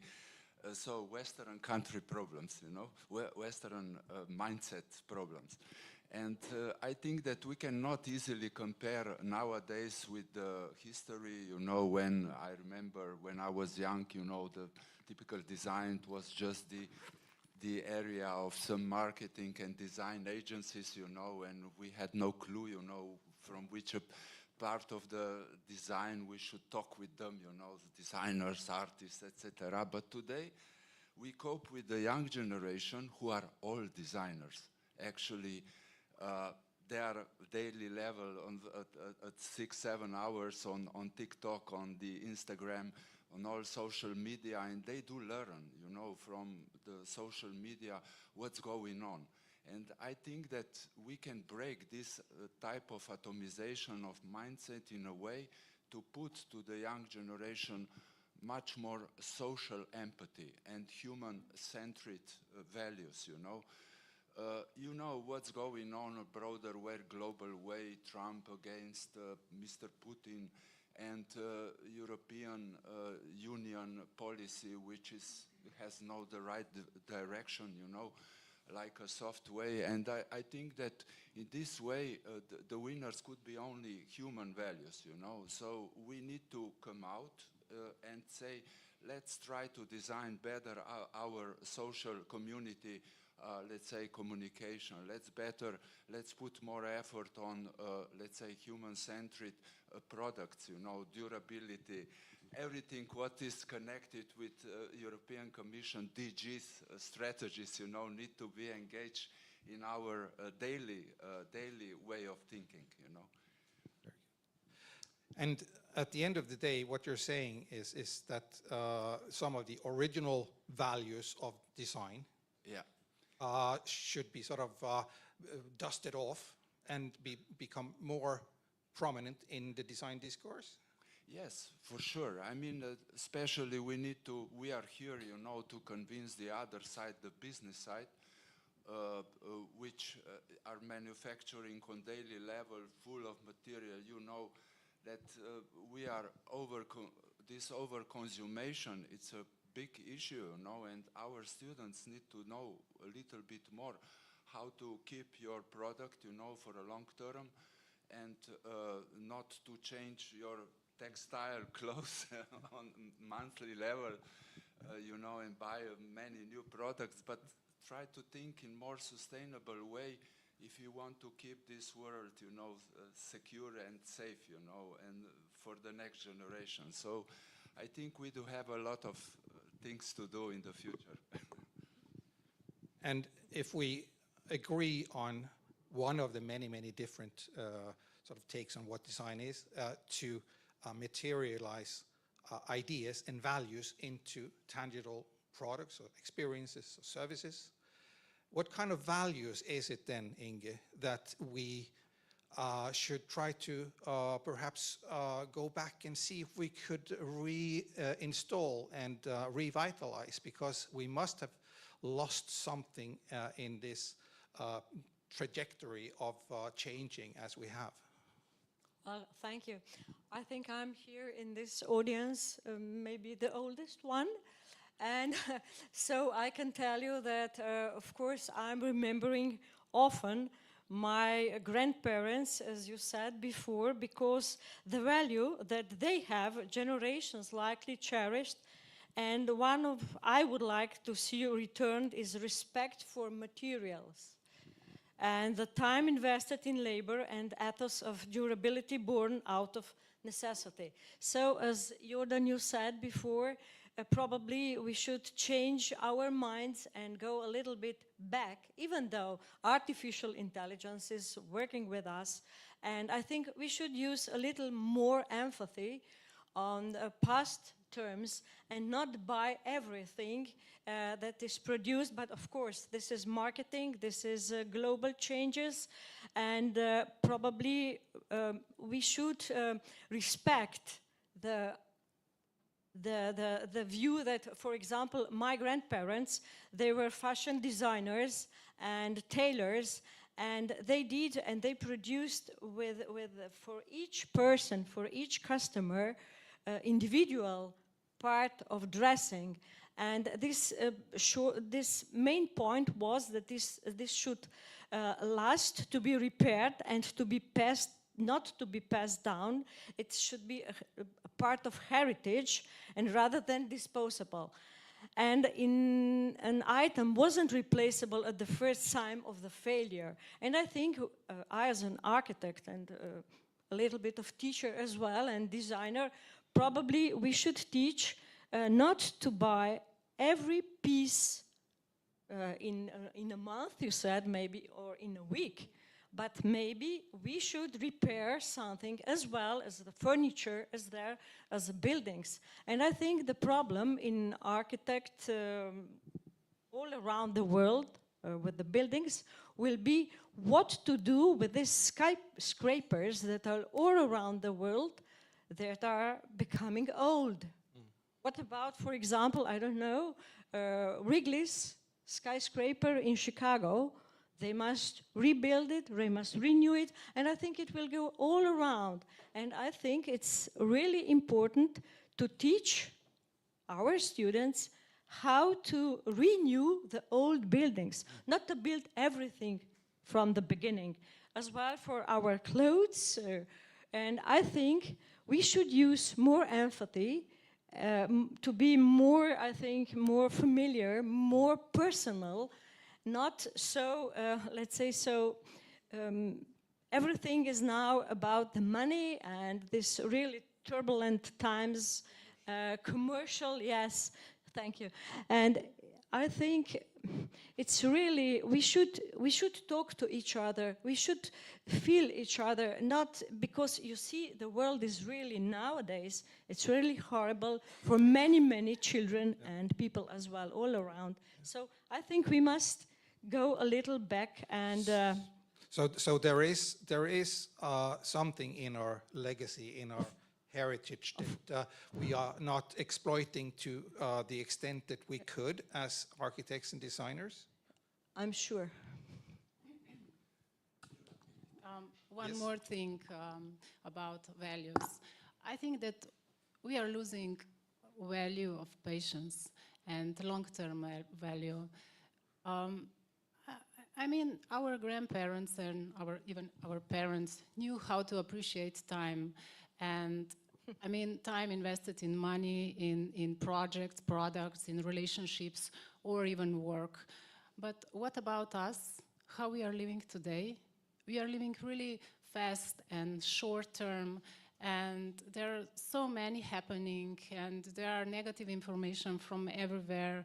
Everything's changing so rapidly. So I think that in this moment we have to stop and rediscover how we want to live and what future we want to have.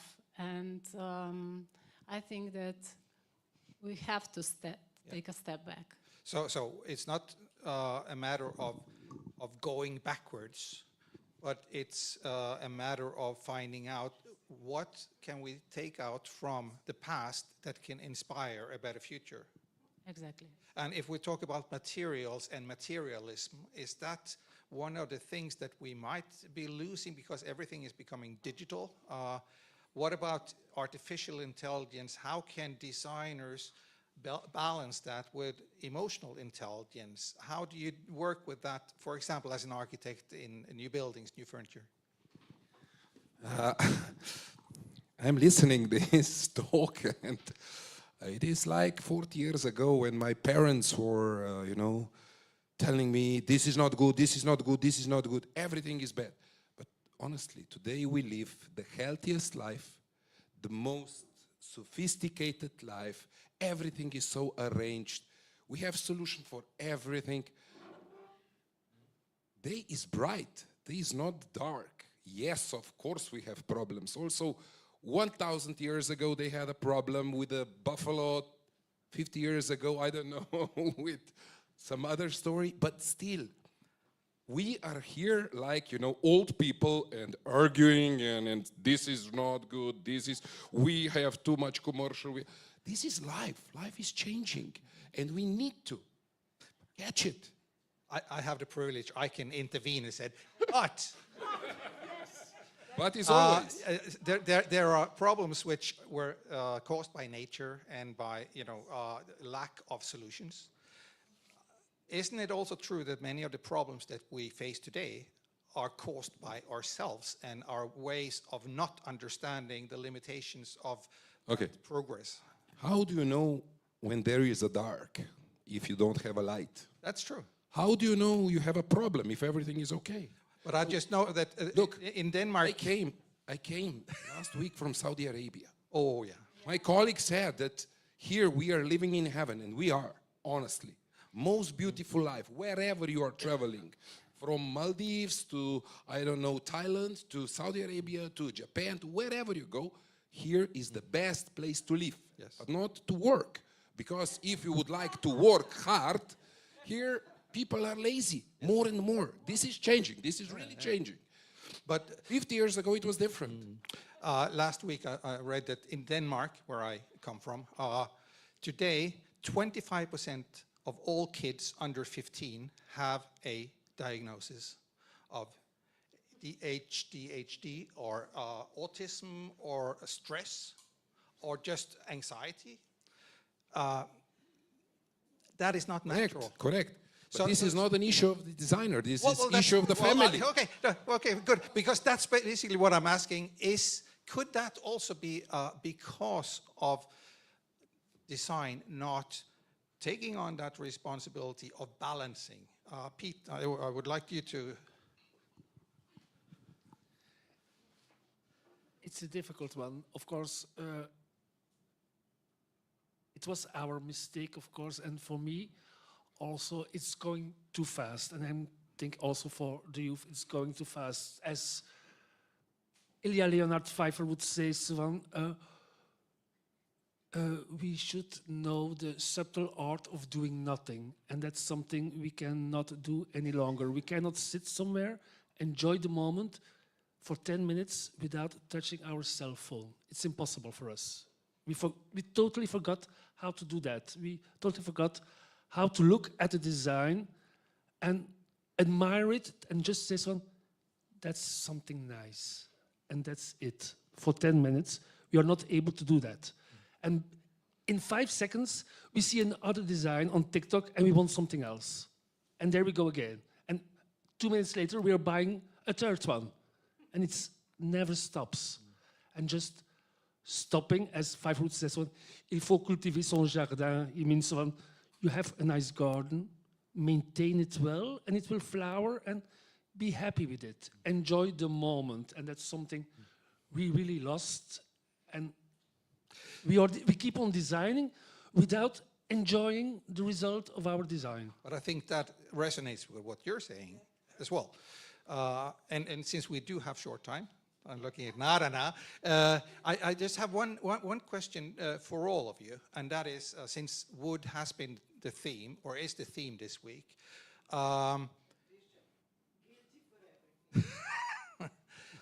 wood is the theme, and I'm just wondering because for me, wood has a lot of qualities which are unique, and that's also why we sort of said, okay, can wood, not only as a material to build houses and make furniture from, but can wood also symbolize something that can inspire us in not losing direction?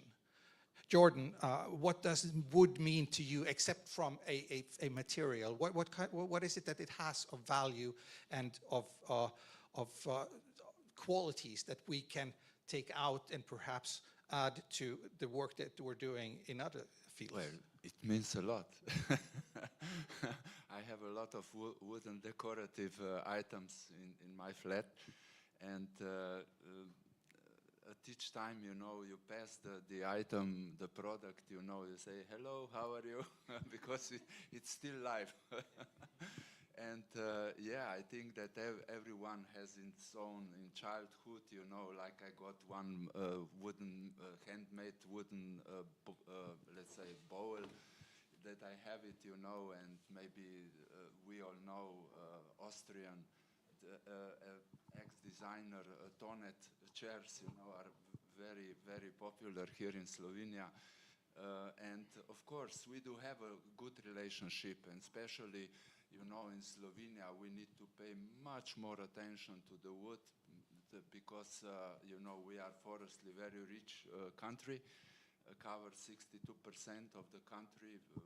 It's covered by woods, you know, and I think that it's a great future. I'm working right now with a few innovators from Slovenia who are establishing really in constructing issues, you know, special innovations. How can we renovate and insulate current, let's say, houses and apartments with Slovene wood, you know?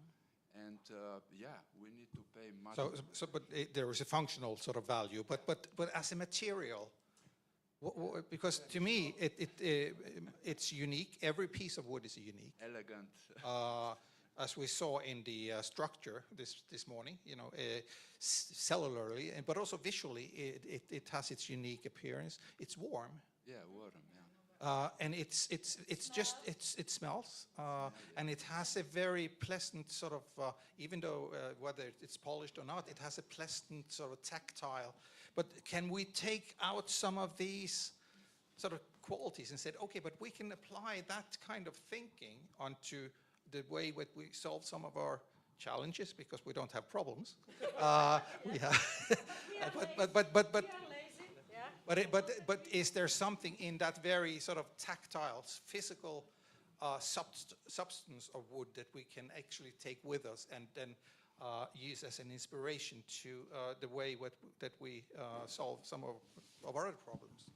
Well, I think that wood, not just the wood, but the trees, the nature, I think they are perfect inspiration for us designers to, I don't know, biophilic design, or for example, if you look here, you can see different forms on our floor that are made of wood.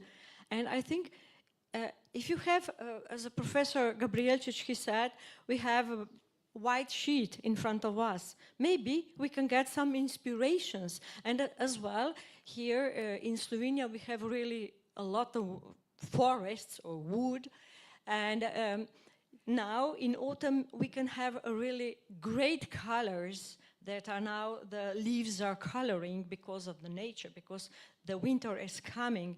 And I think this is always the inspiration for us. And when the snow is, and when the spring is coming, the small green leaves, they are absolutely just for me, not for me for like an architect, but as a designer, I always get the inspiration out of nature. And I think it's most important is that we should know that these are really the values. And we are not lazy. I must tell to my colleague, we are not lazy as a nation, as you said. Oh, we are, okay.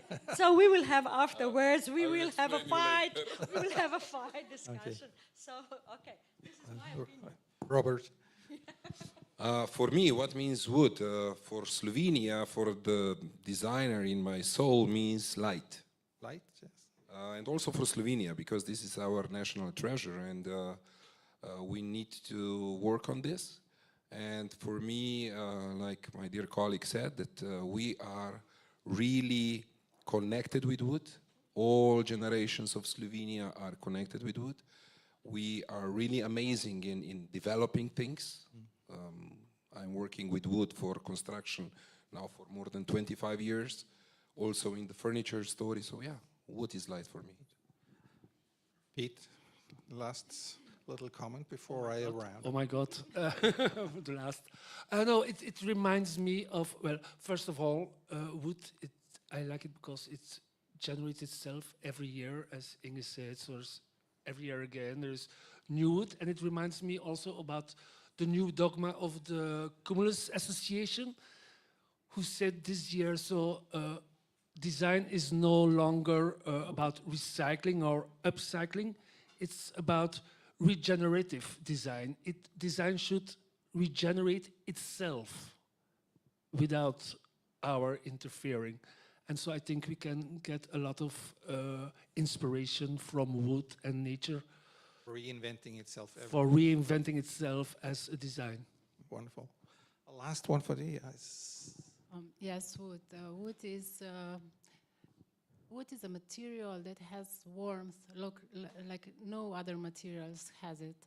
And I think wood is really important to me because basically I have it in my blood and I have this smell in my nose because my father was a carpenter. So I have many items from wood at my home, and they are mostly from my parents and grandparents. And they are not just, they're going from generation to the next, and they are not just materials, you know, they carry a lot of heritage, history, emotions, and stories. So this is, when we are talking about sustainability, this is a sustainable material, and we should use it more than we already did. Wonderful. The last comment from me would be, when we chose the going back to basic as a theme, the discussion that Lynn and I had was very much about when design was born as a profession on its own. It was to rebuild Europe after the Second World War. As a profession, it emerged in the 50s, late 40s and early 50s, because before that it was the architects and the engineers and the others. We have Bauhaus and all that before, but as a profession, design emerged in the 50s as a response to the fact that Europe was shattered. And somehow, some of the ideas that it was built on was equality, give everyone a chance, a new chance, make decent living conditions for as many people as possible, use the materials that we have locally to build good living conditions for people in hard times. That was the basics of design as a profession, and perhaps that is one of the basics that we can go back to and say, okay, this time let's be preemptive. Instead of rebuilding Europe after a new war, let's prevent that war. Let's go in and give people some good visions and good guidance for how they could live their life in a way so that we ease some of the tensions instead of reinforcing them. So the idea from us was wood is sort of the epitome of design, but also of something universal, a value. And that is perhaps what we have lost or are risking to lose in the design profession, in the design community, because everything becomes so digital, so strategical, so abstract. So perhaps that wooden representation is something we should always remind ourselves that it's still there and it's still part of our profession, and we are actually the only profession who is guarding that. So don't miss it. Thank you so much. Thank you.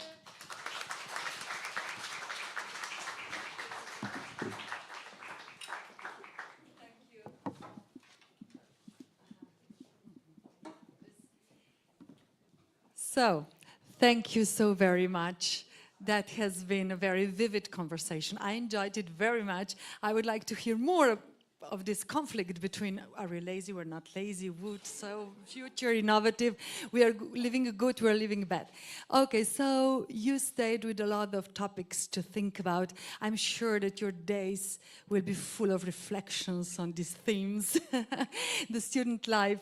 But seriously, I would like to thank you all for your valuable contributions. I would like to thank you, our Dean, Professor Nada, for organizing and to make an idea for this beautiful event that we had. I wish you a very successful days. I wish you a wonderful afternoon here in Ljubljana, and enjoy, like our colleague from Japan said, our beautiful city. Thank you so very much.